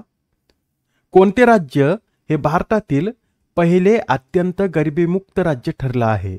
या प्रश्नाचं उत्तर आहे पर्याय क्रमांक 3 म्हणजेच केरळ हे राज्य आता भारतातील पहिलं अत्यंत गरिबीमुक्त राज्य ठरलं आहे. याची अधिकृत घोषणा 1 नोव्हेंबर रोजी केरळचे मुख्यमंत्री पिनाराई विजयन करणार आहेत. मित्रांनो, याआधी 2021 मध्ये नीती आयोगाने पहिला MPI अहवाल जारी केला होता. त्यानुसार केरळमध्ये बहुआयामी दारिद्र्य दर हा 0.7% होता व आता 2025 मध्ये केरळ हे राज्य पूर्णपणे अत्यंत गरिबीमुक्त राज्य झालं आहे. भारत आणि कोणत्या देशादरम्यान जिमेक्स हा युद्धाभ्यास आयोजित केला जातो? कोणता युद्धाभ्यास आहे तर जिमेक्स व जिमेक्स युद्धाभ्यास भारत आणि जपान या 2 देशादरम्यान आयोजित केला जातो. यंदाचा युद्धाभ्यास 16 ते 18 ऑक्टोबर दरम्यान पार पडला व 21 ऑक्टोबर रोजी याचा हार्बर टप्पा देखील पार पडलेला आहे. या युद्धाभ्यासाचं आयोजन जपानमध्ये करण्यात आलं होतं व या युद्धाभ्यासात भारताचं INS सह्याद्री हे जहाज सामील झालेलं आहे. आता हा प्रश्न पहा. यंदाचा ब्रिटिश अकादमी बुक पुरस्कार कोणाला जाहीर झाला? कोणता पुरस्कार आहे तर ब्रिटिश अकादमी बुक पुरस्कार व हा पुरस्कार यंदा सुनील अमृत यांना जाहीर झाला आहे. भारतीय वंशाच्या सुनील अमृत यांच्या द बर्निंग अर्थ and environmental history of last 500 years या पुस्तकासाठी त्यांना हा पुरस्कार जाहीर झाला आहे. हे जे सुनील अमृत आहेत हे एक इतिहासकार असून अमेरिकेतील येल विद्यापीठात ते इतिहासाचे प्राध्यापक म्हणून कार्यरत आहेत. व या ब्रिटिश अकादमी बुक पुरस्काराविषयी सांगायचं झालं तर याची स्थापना 2013 मध्ये करण्यात आली व या पुरस्कारांतर्गत विजेत्याला 25,000 पाउंड देण्यात येतात. Next question. कोणते शहर हे रिअल टाइम पूर अंदाज प्रणाली सुरू करणारे भारतातील पहिले शहर बनलं आहे? तर आता नुकतेच चेन्नई हे शहर रिअल टाइम पूर अंदाज प्रणाली सुरू करणारे भारतातील पहिलं शहर ठरलं आहे. Next question. महादेव शिवणकर यांचे नुकतेच वयाच्या 85व्या वर्षी निधन झाले तर त्यांनी महाराष्ट्रातील मंत्रिमंडळात कोणते पद भूषवले होते? तर हे जे महादेव शिवणकर आहेत यांनी महाराष्ट्रामध्ये अर्थमंत्री म्हणून कार्य केलेलं आहे. ते कोणाच्या काळात अर्थमंत्री होते तर माजी मुख्यमंत्री मनोहर जोशी यांच्या काळामध्ये त्यांनी अर्थमंत्री म्हणून कार्य केलेलं आहे. त्यांच्याविषयी हे सुद्धा नोट करून घ्या. आमगाव विधानसभा मतदारसंघातून ते 5 वेळा निवडून आले होते. तसेच चिमूर मतदारसंघातून ते एकदा लोकसभेवरही निवडून गेले होते. भारतातील पहिला काचेचा सस्पेन्शन ब्रिज कोणत्या राज्यात निर्माण करण्यात येत आहे? सस्पेन्शन म्हणजे हा एक झुलता पूल आहे व या काचेच्या भारतातील पहिल्या झुलत्या पुलाची निर्मिती उत्तराखंड या राज्यात करण्यात येत आहे. मित्रांनो, याआधी आपण पाहिलं होतं की भारतातील पहिला काचेचा पूल हा तामिळनाडू राज्यामध्ये स्थापन करण्यात आला व हा जो उत्तराखंडमधील पूल आहे हा काचेचा पहिला झुलता पूल आहे. त्यासाठी कन्फ्यूज होऊ नका. भारतातील पहिला समुद्रामधील काचेचा पूल हा तामिळनाडू राज्यामध्ये स्थापन करण्यात आला व पहिला काचेचा झुलता पूल हा उत्तराखंडमध्ये स्थापन करण्यात येत आहे. उत्तराखंडमध्ये कुठे तर उत्तराखंडमधील ऋषिकेश येथे लक्ष्मण झुल्याजवळ याची निर्मिती करण्यात येत असून हा पूल पूर्ण झाल्यानंतर तो लक्ष्मण झुला या पुलाची जागा घेईल. या पुलाला काय नाव देण्यात आलं तर बजरंग सेतू या नावाने हा पूल ओळखला जाईल. व या काचेच्या पहिल्या झुलत्या पुलाची निर्मिती कोणत्या नदीवर करण्यात आली असं जर विचारलं तर गंगा या नदीवर या पुलाची निर्मिती करण्यात आली. या पुलाची लांबी अंदाजे 132 मीटर तर रुंदी ही 60 मीटर इतकी आहे. Next question. 16व्या अंगट्याड परिषदेचं आयोजन कोणत्या देशात करण्यात आले? तर ही जी 16वी अंगट्याड परिषद आहे याचं आयोजन स्वित्झर्लंड या देशामध्ये करण्यात आलं. स्वित्झर्लंडमध्ये कुठे तर स्वित्झर्लंडमधील जिनेव्हा या शहरात ही परिषद 20 ते 23 ऑक्टोबर दरम्यान आयोजित करण्यात आली. यंदाच्या या परिषदेची थीम शेपिंग द फ्युचर अशी होती आणि मित्रांनो, हे जे अंक्टॅड आहे याचं फुल फॉर्म नोट करून घ्या. अंक्टॅड म्हणजे UN ट्रेड अँड डेव्हलपमेंट. याची स्थापना 30 डिसेंबर 1964 मध्ये करण्यात आली होती व या संघटनेचं मुख्यालय स्वित्झर्लंडमधील जिनेव्हा येथेच आहे व याची परिषद सुद्धा जिनेव्हामध्येच पार पडली. WDMMA नुसार भारतीय हवाई दल जगातील कितव्या क्रमांकाचे सर्वात शक्तिशाली हवाई दल बनला आहे? या प्रश्नाचं उत्तर आहे पर्याय क्रमांक 1. म्हणजेच या WDMMA नुसार भारतीय हवाई दल जगातील 3ऱ्या क्रमांकाचे सर्वात शक्तिशाली हवाई दल बनला आहे. यात भारताने आता चीनला सुद्धा मागे टाकून हा 3रा क्रमांक पटकावला. या WDMMA नुसार जगातील सर्वात शक्तिशाली हवाई दल हे अमेरिका या देशाचं आहे. त्यानंतर 2ऱ्या क्रमांकावर रशिया आहे. आताच पाहिल्यानुसार 3रा क्रमांक आपल्या भारतानं पटकावला. 4थ्या क्रमांकावर चीन तर 5व्या क्रमांकावर जपान या देशाचं हवाई दल आहे. आता हा प्रश्न पहा काय म्हणतो. अलीकडेच केरळ सरकारने PM श्री या योजनेत सामील होण्यासाठी शिक्षण मंत्रालयासोबत एक सामंजस्य करार केला. तर ही जी PM श्री योजना आहे ती कधी सुरू करण्यात आली हेच आपल्याला सांगायचंय. या प्रश्नाचं योग्य उत्तर आहे पर्याय क्रमांक 4. म्हणजेच PM श्री योजना ही 7 सप्टेंबर 2022 रोजी सुरू करण्यात आली. PM श्रीचा फुल फॉर्म नोट करून घ्या. प्रधानमंत्री स्कूल्स फॉर रायझिंग इंडिया असे या PM श्रीचं फुल फॉर्म आहे. आणि या योजनेचं मुख्य उद्दिष्ट काय तर भारतातील शाळांना आदर्श, आधुनिक आणि स्मार्ट शाळा बनवणे व राष्ट्रीय शिक्षण धोरण 2020च्या मार्गदर्शनाखाली भारतातील शाळांनी हे या PM श्रीचं उद्दिष्ट आहे. सध्या या योजनेअंतर्गत भारतभरात एकूण 14,500 PM श्री शाळा स्थापन करण्यात येत आहेत. महत्त्वाची योजना आहे, लक्षात ठेवा. आणि आता हा प्रश्न पहा काय म्हणतो. FAOच्या अहवालानुसार जंगलातील कार्बन साठवणुकीत आपला भारत जगात कितव्या क्रमांकावर आहे? तर या FAOच्या अहवालानुसार जंगलातील कार्बन साठवणुकीत भारत हा 4थ्या क्रमांकावर आहे. मित्रांनो, याआधी आपण पाहिलं होतं की FAO द्वारे global forest resources assessment report प्रकाशित करण्यात आला व या रिपोर्टमधील माहितीनुसार 2021 ते 2025 या काळात भारतातील जंगलांनी दरवर्षी सुमारे 150 दशलक्ष टन कार्बन डायऑक्साईड शोषून घेतला आहे. भारताने आता कार्बन साठवणुकीत रशिया, चीन, अमेरिका यासारख्या देशांना मागे टाकत हे 4थं स्थान पटकावलं. Next question. अलीकडेच प्रकाशित मोदीज मिशन या पुस्तकाचे लेखक कोण आहेत? काय नाव आहे या पुस्तकाचं तर मोदीज मिशन असं या पुस्तकाचं नाव आहे व या पुस्तकाचे लेखक हे बर्जेस देसाई आहेत. आणि या पुस्तकाचं प्रकाशन अलीकडेच महाराष्ट्राचे राज्यपाल आचार्य देवव्रत यांच्या हस्ते करण्यात आलं. त्यासाठी लक्षात ठेवा मोदीज मिशन हे पुस्तक बर्जेस देसाई यांचं आहे. अलीकडेच भारत सरकारने कोणत्या देशात पहिले IIT कॅम्पस स्थापन करण्यासाठी भागीदारी करार केला? तर नुकतंच आता भारत सरकारने नायजेरिया या देशात आपला पहिला IIT कॅम्पस स्थापन करण्यासाठी एक करार केला आहे. मित्रांनो, हे आफ्रिकेतील दुसरं IIT कॅम्पस असेल. याआधी टांझानियामध्ये IIT मद्रासने आपले कॅम्पस स्थापन केलं. हे आफ्रिकेतील पहिलं कॅम्पस आहे व त्यानंतर आता नायजेरिया या देशात IITचं दुसरं कॅम्पस स्थापन करण्यात येणार आहे. सतीश शाह यांचे नुकतेच वयाच्या 74व्या वर्षी निधन झाले. तर ते कोणत्या क्षेत्राशी संबंधित होते? इमेजवरून तुम्हाला लक्षात आलंच असेल.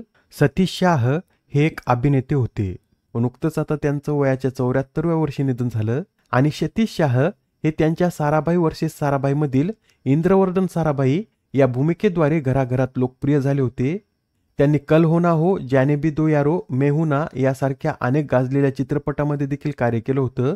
व त्यांचा पहिला चित्रपट कोणता होता तर भगवान परशुराम हा त्यांचा पहिला चित्रपट होता. पण त्यांना खरी ओळख अरविंद देसाई यांच्या अजीब दास्तान या चित्रपटाद्वारे मिळाली. आपल्याला एक्झाममध्ये असे विचारलं जाऊ शकतं की सतीश शाह यांनी कोणत्या चित्रपटाद्वारे चित्रपट सृष्टीत पदार्पण केलं होतं?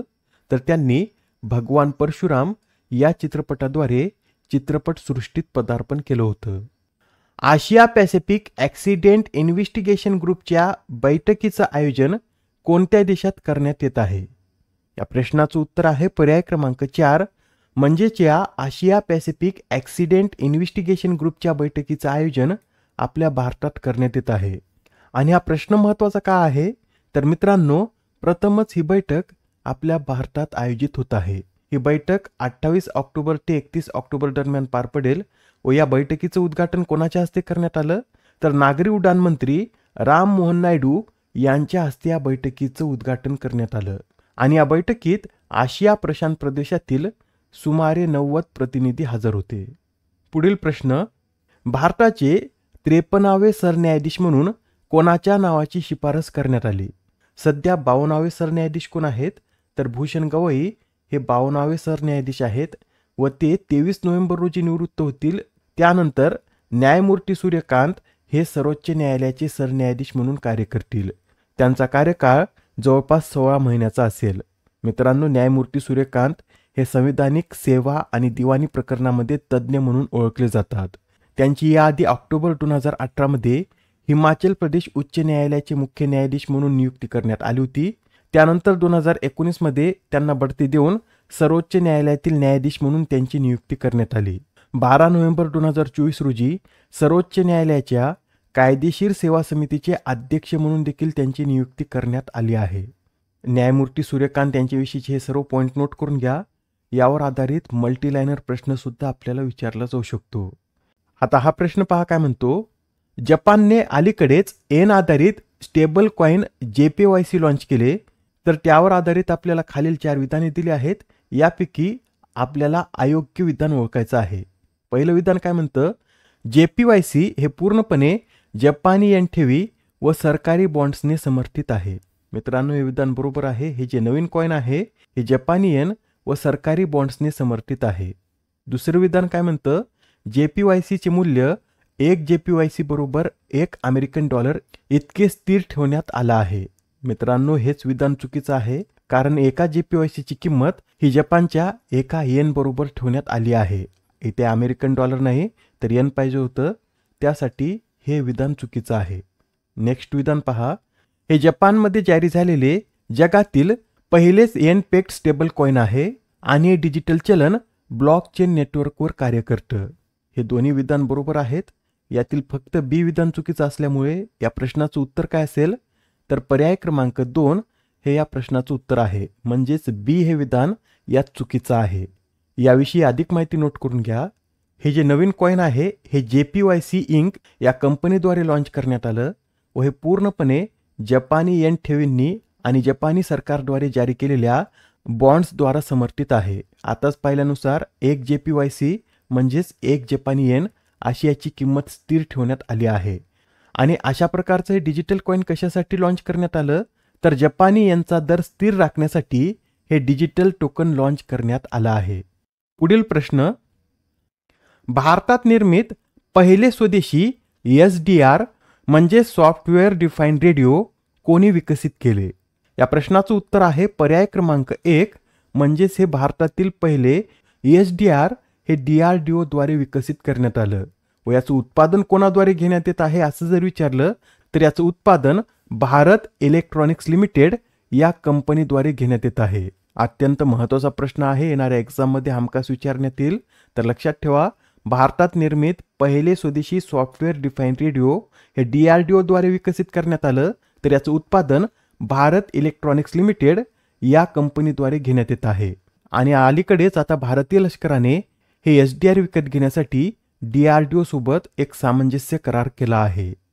सर्वोच्च न्यायालयाने सारंडा वनक्षेत्राला वन्यजीव अभयारण्य घोषित करण्याचा आदेश दिला तर हे सारंडा वनक्षेत्र कोणत्या राज्यात आहे हेच आपल्याला सांगायचंय. मित्रांनो, हे जे सारंडा वनक्षेत्र आहे हे झारखंड या राज्यातील वनक्षेत्र आहे. आता सर्वोच्च न्यायालयाने या वनक्षेत्राला वन्यजीव अभयारण्य घोषित करण्याचा आदेश दिला. हे जे वनक्षेत्र आहे यातील 314 चौरस किलोमीटर क्षेत्र हे वन्यजीव अभयारण्य म्हणून घोषित करण्यात यावे असा आदेश सर्वोच्च न्यायालयाने दिला आहे. पुढील प्रश्न, आयर्लंड या देशाच्या 10व्या राष्ट्रपती कोण बनल्या आहेत? या प्रश्नाचं उत्तर आहे पर्याय क्रमांक 2 म्हणजेच कॅथरीन कॉनोली या आयर्लंडच्या 10व्या राष्ट्रपती बनल्या आहेत. अलीकडेच पार पडलेल्या निवडणुकीत 63% मते मिळवत कॅथरीन कॉनोली यांनी हा विजय मिळवला आहे. त्यांनी यात कोणाला हरवलं तर हिदर हॅम्फ्रीज यांना हरवत ते आता आयर्लंडच्या 10व्या राष्ट्रपती बनल्या आहेत. कॅनोली या 2016 पासून गॅल्वे वेस्ट मतदारसंघाचे संसद सदस्य आहेत आणि त्यांनी याआधी आयर्लंड संसदेच्या उपसभापती म्हणून देखील काम केलेलं आहे. मित्रांनो, आयर्लंडचे अध्यक्षपद औपचारिक स्वरूपाचं असून त्यांना कायदे करण्यासारखे अधिकार नसतात. फक्त ते आंतरराष्ट्रीय पातळीवर देशाचं प्रतिनिधित्व करण्याचं कार्य करतात. नेक्स्ट क्वेश्चन, 8व्या आंतरराष्ट्रीय सौर आघाडी शिखर परिषदेचं आयोजन कोठे करण्यात येत आहे? तर ही जी 8वी आंतरराष्ट्रीय सौर आघाडी परिषद आहे याचं आयोजन नवी दिल्लीमध्ये होत आहे. नवी दिल्लीमध्ये कुठे? तर नवी दिल्लीमधील भारत मंडपम येथे ही बैठक 27 ऑक्टोबरपासून सुरू झाली. तर ही बैठक 30 ऑक्टोबरपर्यंत चालणार आहे. या 4 दिवसाच्या कार्यक्रमात जवळपास 124 देश सहभागी झाले आहेत. आंतरराष्ट्रीय सौर आघाडीविषयी सांगायचं झालं तर याची स्थापना 30 नोव्हेंबर 2015 रोजी पॅरिस येथील COP21 दरम्यान करण्यात आली. याचं मुख्यालय कोठे आहे? तर हरियाणामधील गुरुग्राम येथे याचं मुख्यालय आहे व याचे सध्या महासंचालक हे आशिष खन्ना आहेत. आणि आंतरराष्ट्रीय सौर आघाडीचं उद्दिष्ट काय आहे? तर 2030 पर्यंत 1000 अब्ज डॉलर्सची गुंतवणूक आकर्षित करणे हे या आंतरराष्ट्रीय सौर आघाडीचं उद्दिष्ट आहे. आता हा प्रश्न पहा, इंडिया मेरीटाईम वीक 2025चं आयोजन कोणत्या शहरात करण्यात येत आहे? तर ही जी इंडिया मेरीटाईम वीक आहे यंदा मुंबई या शहरात करण्यात येत आहे व हा वीक 27 ते 31 ऑक्टोबरपर्यंत चालेल. आणि मित्रांनो, या इंडिया मेरीटाईम वीकचं उद्घाटन कोणाच्या हस्ते करण्यात आलं? तर अमित शहा यांच्या हस्ते याचं उद्घाटन करण्यात आलं. व या इंडिया मेरीटाईम वीकमधील भागीदारी देश कोण असं जर विचारलं तर डेन्मार्क, नेदरलँड, नॉर्वे, सिंगापूर व दक्षिण कोरिया हे 5 देश या इंडिया मेरीटाईम वीकचे भागीदारी देश आहेत. नेक्स्ट क्वेश्चन, बहारीन आंतरराष्ट्रीय वाणिज्यिक कोर्टाच्या जज म्हणून कोणाची नियुक्ती करण्यात आली? तर आता या बहारीन आंतरराष्ट्रीय वाणिज्यिक कोर्टाच्या जज म्हणून आपल्या भारताच्या पिंकी आनंद यांची नियुक्ती करण्यात आली. मित्रांनो, पिंकी आनंद यांचा कार्यकाळ 5 नोव्हेंबर 2025 पासून सुरू होईल. पिंकी आनंद यांच्याविषयी हे सुद्धा नोट करून घ्या.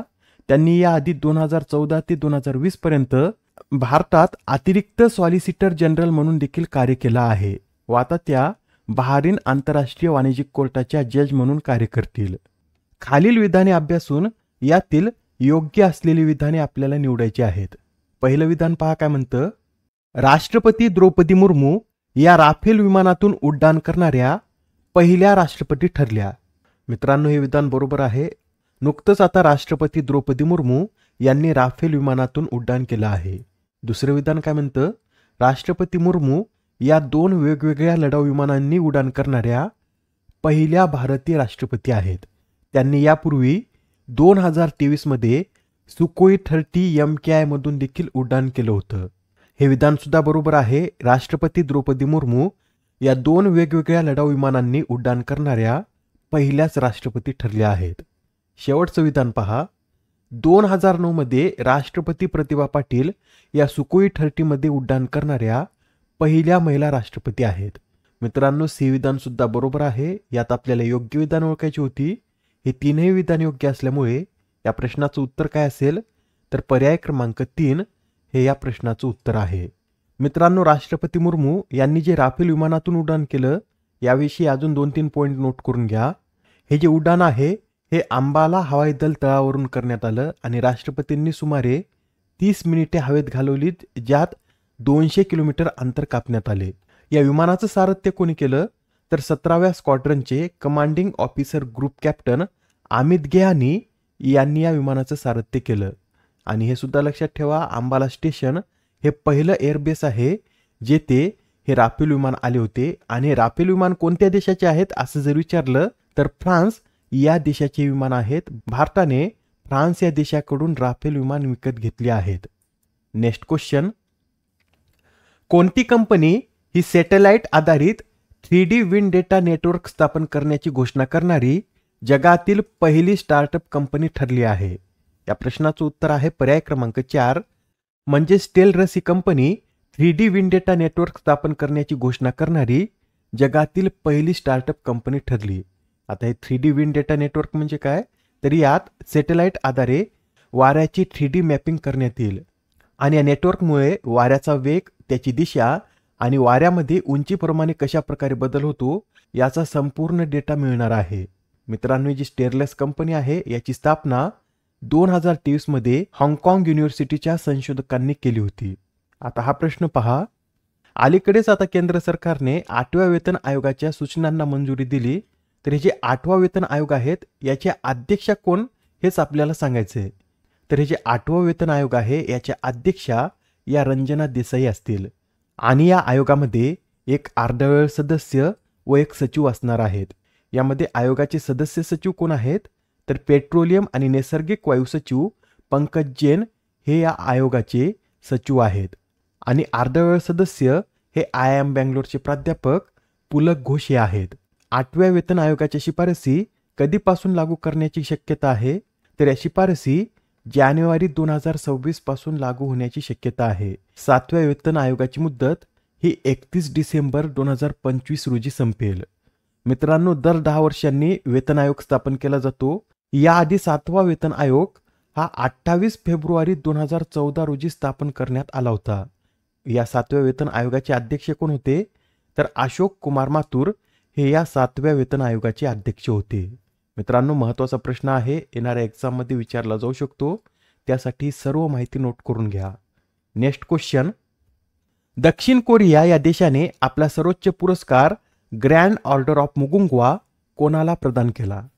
तर नुकतेच आता दक्षिण कोरिया या देशाने आपला सर्वोच्च पुरस्कार ग्रँड ऑर्डर ऑफ मुगुंगवा हा डोनाल्ड ट्रम्प यांना प्रदान केला आहे.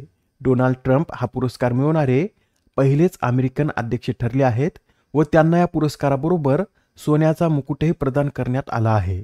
बरं, तुम्हाला लक्षात आहे का, अलीकडेच इस्रायल या देशाने सुद्धा ट्रम्प यांना सन्मानित केला आहे व इस्रायल या देशाने आपला सर्वोच्च पुरस्कार प्रेसिडेन्शियल मेडल ऑफ ऑनर हा ट्रम्प यांना प्रदान केला. डोनाल्ड ट्रम्प हे अमेरिकेचे कितवे राष्ट्राध्यक्ष आहेत, तर ट्रम्प हे अमेरिकेचे 47वे राष्ट्राध्यक्ष आहेत. ज्येष्ठ नाटककार गंगाराम गवाणकर यांचं नुकतंच वयाच्या 86व्या वर्षी निधन झाले, तर त्यांनी कितव्या अखिल भारतीय मराठी नाट्य संमेलनाचं अध्यक्षपद भूषवलं होतं? तर गंगाराम गवाणकर यांनी 96व्या अखिल भारतीय मराठी नाट्य संमेलनाचं अध्यक्षपद भूषवलेलं आहे. गंगाराम गवाणकर हे एक प्रतिष्ठित मराठी नाटककार, लेखक आणि अभिनेते होते. विशेषतः त्यांनी मालवणी बोलीतील नाटकांना जगभर पसरवण्याचं कार्य केलं व त्यांचं वस्त्रहरण हे नाटक खूप गाजलेलं आहे. या नाटकाचे 5000पेक्षा अधिक प्रयोग झालेत. त्यांचे इतर नाटक सांगायचे झाले तर वात्रट मेले हे नाटकही प्रचंड गाजलं होतं. तसेच वर भेटू नका, दोघी, वन रूम किचन ही त्यांची नाटके सुद्धा गाजलेली आहेत. त्यांनी एसपीएससी कादंबरी लिहिली. तसंच रवींद्रनाथ टागोरांच्या कथांचा अनुवाद चित्रांगदा या नावाने त्यांनी प्रकाशित केला. आणि त्यांचं आत्मकथन कोणतं, तर वाया वस्त्रहरण हे त्यांचं आत्मकथन आहे. पुढील प्रश्न. विराट कोहली यांनी कोणाला मागं टाकत वन डेत सर्वाधिक धावा करण्याच्या बाबतीत दुसरे स्थान पटकावले? तर आता विराट कोहली यांनी कुमार संगकारा यांना मागं टाकत वन डेत सर्वाधिक धावा करण्याच्या बाबतीत दुसरं स्थान पटकावलं आहे. सचिन तेंडुलकर यात पहिल्या क्रमांकावर असून सचिन तेंडुलकर यांच्या नावावर 18,426 धावा आहेत. यानंतर दुसऱ्या क्रमांकावर 14,255 धावासह विराट कोहली आहेत, तर तिसऱ्या क्रमांकावर 14,234 धावासह कुमार संगकारा आहेत. इस्रोद्वारे निर्मित सर्वात वजनदार अशा कम्युनिकेशन सॅटेलाइटचं नाव काय? मित्रांनो, इस्रोद्वारे 2 नोव्हेंबर रोजी एक सॅटेलाइट लॉन्च करण्यात येणार आहे. हा जो सॅटेलाइट आहे याचं नाव GSAT-7R असं आहे व हा इस्रोद्वारे निर्मित आतापर्यंतचा सर्वात वजनदार कम्युनिकेशन सॅटेलाइट आहे. हा GSAT-7R सॅटेलाइट या नावाने देखील ओळखला जातो. हा एक मल्टी बँड लष्करी संप्रेषण उपग्रह आहे व 2 नोव्हेंबर रोजी हा उपग्रह LVM-3 या रॉकेटच्या साहाय्याने सतीश धवन अंतराळ केंद्रातून प्रक्षेपित केला जाईल. या GSAT-7Rचं वजन किती? तर याचं वजन जवळपास 4400 किलो इतका आहे. मित्रांनो, हा उपग्रह जिओसिंक्रोनस ट्रान्सफॉर ऑर्बिटमध्ये प्रक्षेपित करण्यात येणार आहे आणि या LVM-3चं हे 5वे ऑपरेशन उड्डाण आहे. बरं, आपल्याला असं विचारलं जाऊ शकतं की GSAT-7R या उपग्रहाने कोणत्या उपग्रहाची जागा घेतली? तर 2013 मध्ये प्रक्षेपित केलेल्या GSAT-7 रुक्मिणी या उपग्रहाची या GSAT-7R ने जागा घेतली आहे. Next question. काल्पनिक कथांसाठीचा उर्सुला के ले गिन पुरस्कार 2025 कोणाला जाहीर झाला? तर हा जो पुरस्कार आहे हा पुरस्कार वज्र चंद्रशेखर यांना जाहीर झाला. बरे, वज्र चंद्रशेखर कोणत्या देशाचे नागरिक आहेत? तर हे श्रीलंका या देशाचे नागरिक आहेत. नावावरून ते भारतीय वाटू शकतात, त्यासाठी लक्षात ठेवा. वज्र चंद्रशेखर हे श्रीलंका या देशाचे नागरिक आहेत व त्यांच्या रॉक्स फॉल या दुसऱ्या कादंबरीला हा पुरस्कार जाहीर झाला आहे. उर्सुला के ले गिन पुरस्कारात विजेत्याला $25,000 म्हणजेच अंदाजे 22 लाख रुपये देण्यात येतात. व या पुरस्काराची सुरुवात कधी झाली? तर हा पुरस्कार 2022 मध्ये सुरू करण्यात आला. पुढील प्रश्न, 56वा भारतीय आंतरराष्ट्रीय चित्रपट महोत्सव कोठे आयोजित करण्यात येणार आहे? या प्रश्नाचं उत्तर आहे पर्याय क्रमांक 4 म्हणजे 56व्या भारतीय आंतरराष्ट्रीय चित्रपट महोत्सवाचं आयोजन गोवा या राज्यात करण्यात येणार आहे. गोव्यात कोठे? तर गोव्याची राजधानी पणजी येथे 20 ते 28 नोव्हेंबर दरम्यान हा महोत्सव पार पडेल. मित्रांनो, आता हा मल्टीलायनर प्रश्न पहा. अलीकडेच बुकर फाउंडेशनने चिल्ड्रन्स बुकर पुरस्कार सुरू करण्याची घोषणा केली, तर त्या संबंधित आपल्याला विधानांचा अभ्यास करायचा आहे. पहिलं विधान पहा काय म्हणतं. हा पुरस्कार दरवर्षी 8 ते 12 वर्षे वयोगटातील वाचकांसाठी असलेल्या इंग्रजी किंवा इंग्रजीत अनुवादित पुस्तकांसाठी दिला जाईल. विधान बरोबर आहे. दुसरं पहा, पात्रता निकषानुसार पुस्तक UK किंवा आयर्लंडमध्ये प्रकाशित झालेले असणे आवश्यक आहे. हे सुद्धा विधान बरोबर आहे. आणि शेवटचं विधान पहा, यात विजेत्याला £50,000 इतकी रोख रक्कम दिली जाईल. हे विधान बरोबर आहे का? तर मित्रांनो, तिसरं विधान सुद्धा बरोबर आहे. हे तिन्ही विधान बरोबर असल्यामुळे या प्रश्नाचं उत्तर काय असेल? तर पर्याय क्रमांक 3 हे या प्रश्नाचं योग्य उत्तर आहे. आता हा प्रश्न पहा. वर्ल्ड फूड प्राइज फाउंडेशनद्वारे टॉप ॲग्री फूड पायोनियर 2025 ने कोणाला सन्मानित करण्यात आले? तर आता नुकतेच वर्ल्ड फूड प्राइज फाउंडेशनद्वारे टॉप ॲग्री फूड पायोनियर 2025 साठी भारताच्या संजीव कपूर यांची निवड करण्यात आली. संजीव कपूर यांना मान्यता स्वयंपाकासंबंधी आर्ट आणि शाळेतील न्यूट्रिशन या श्रेणीत मिळाली आहे.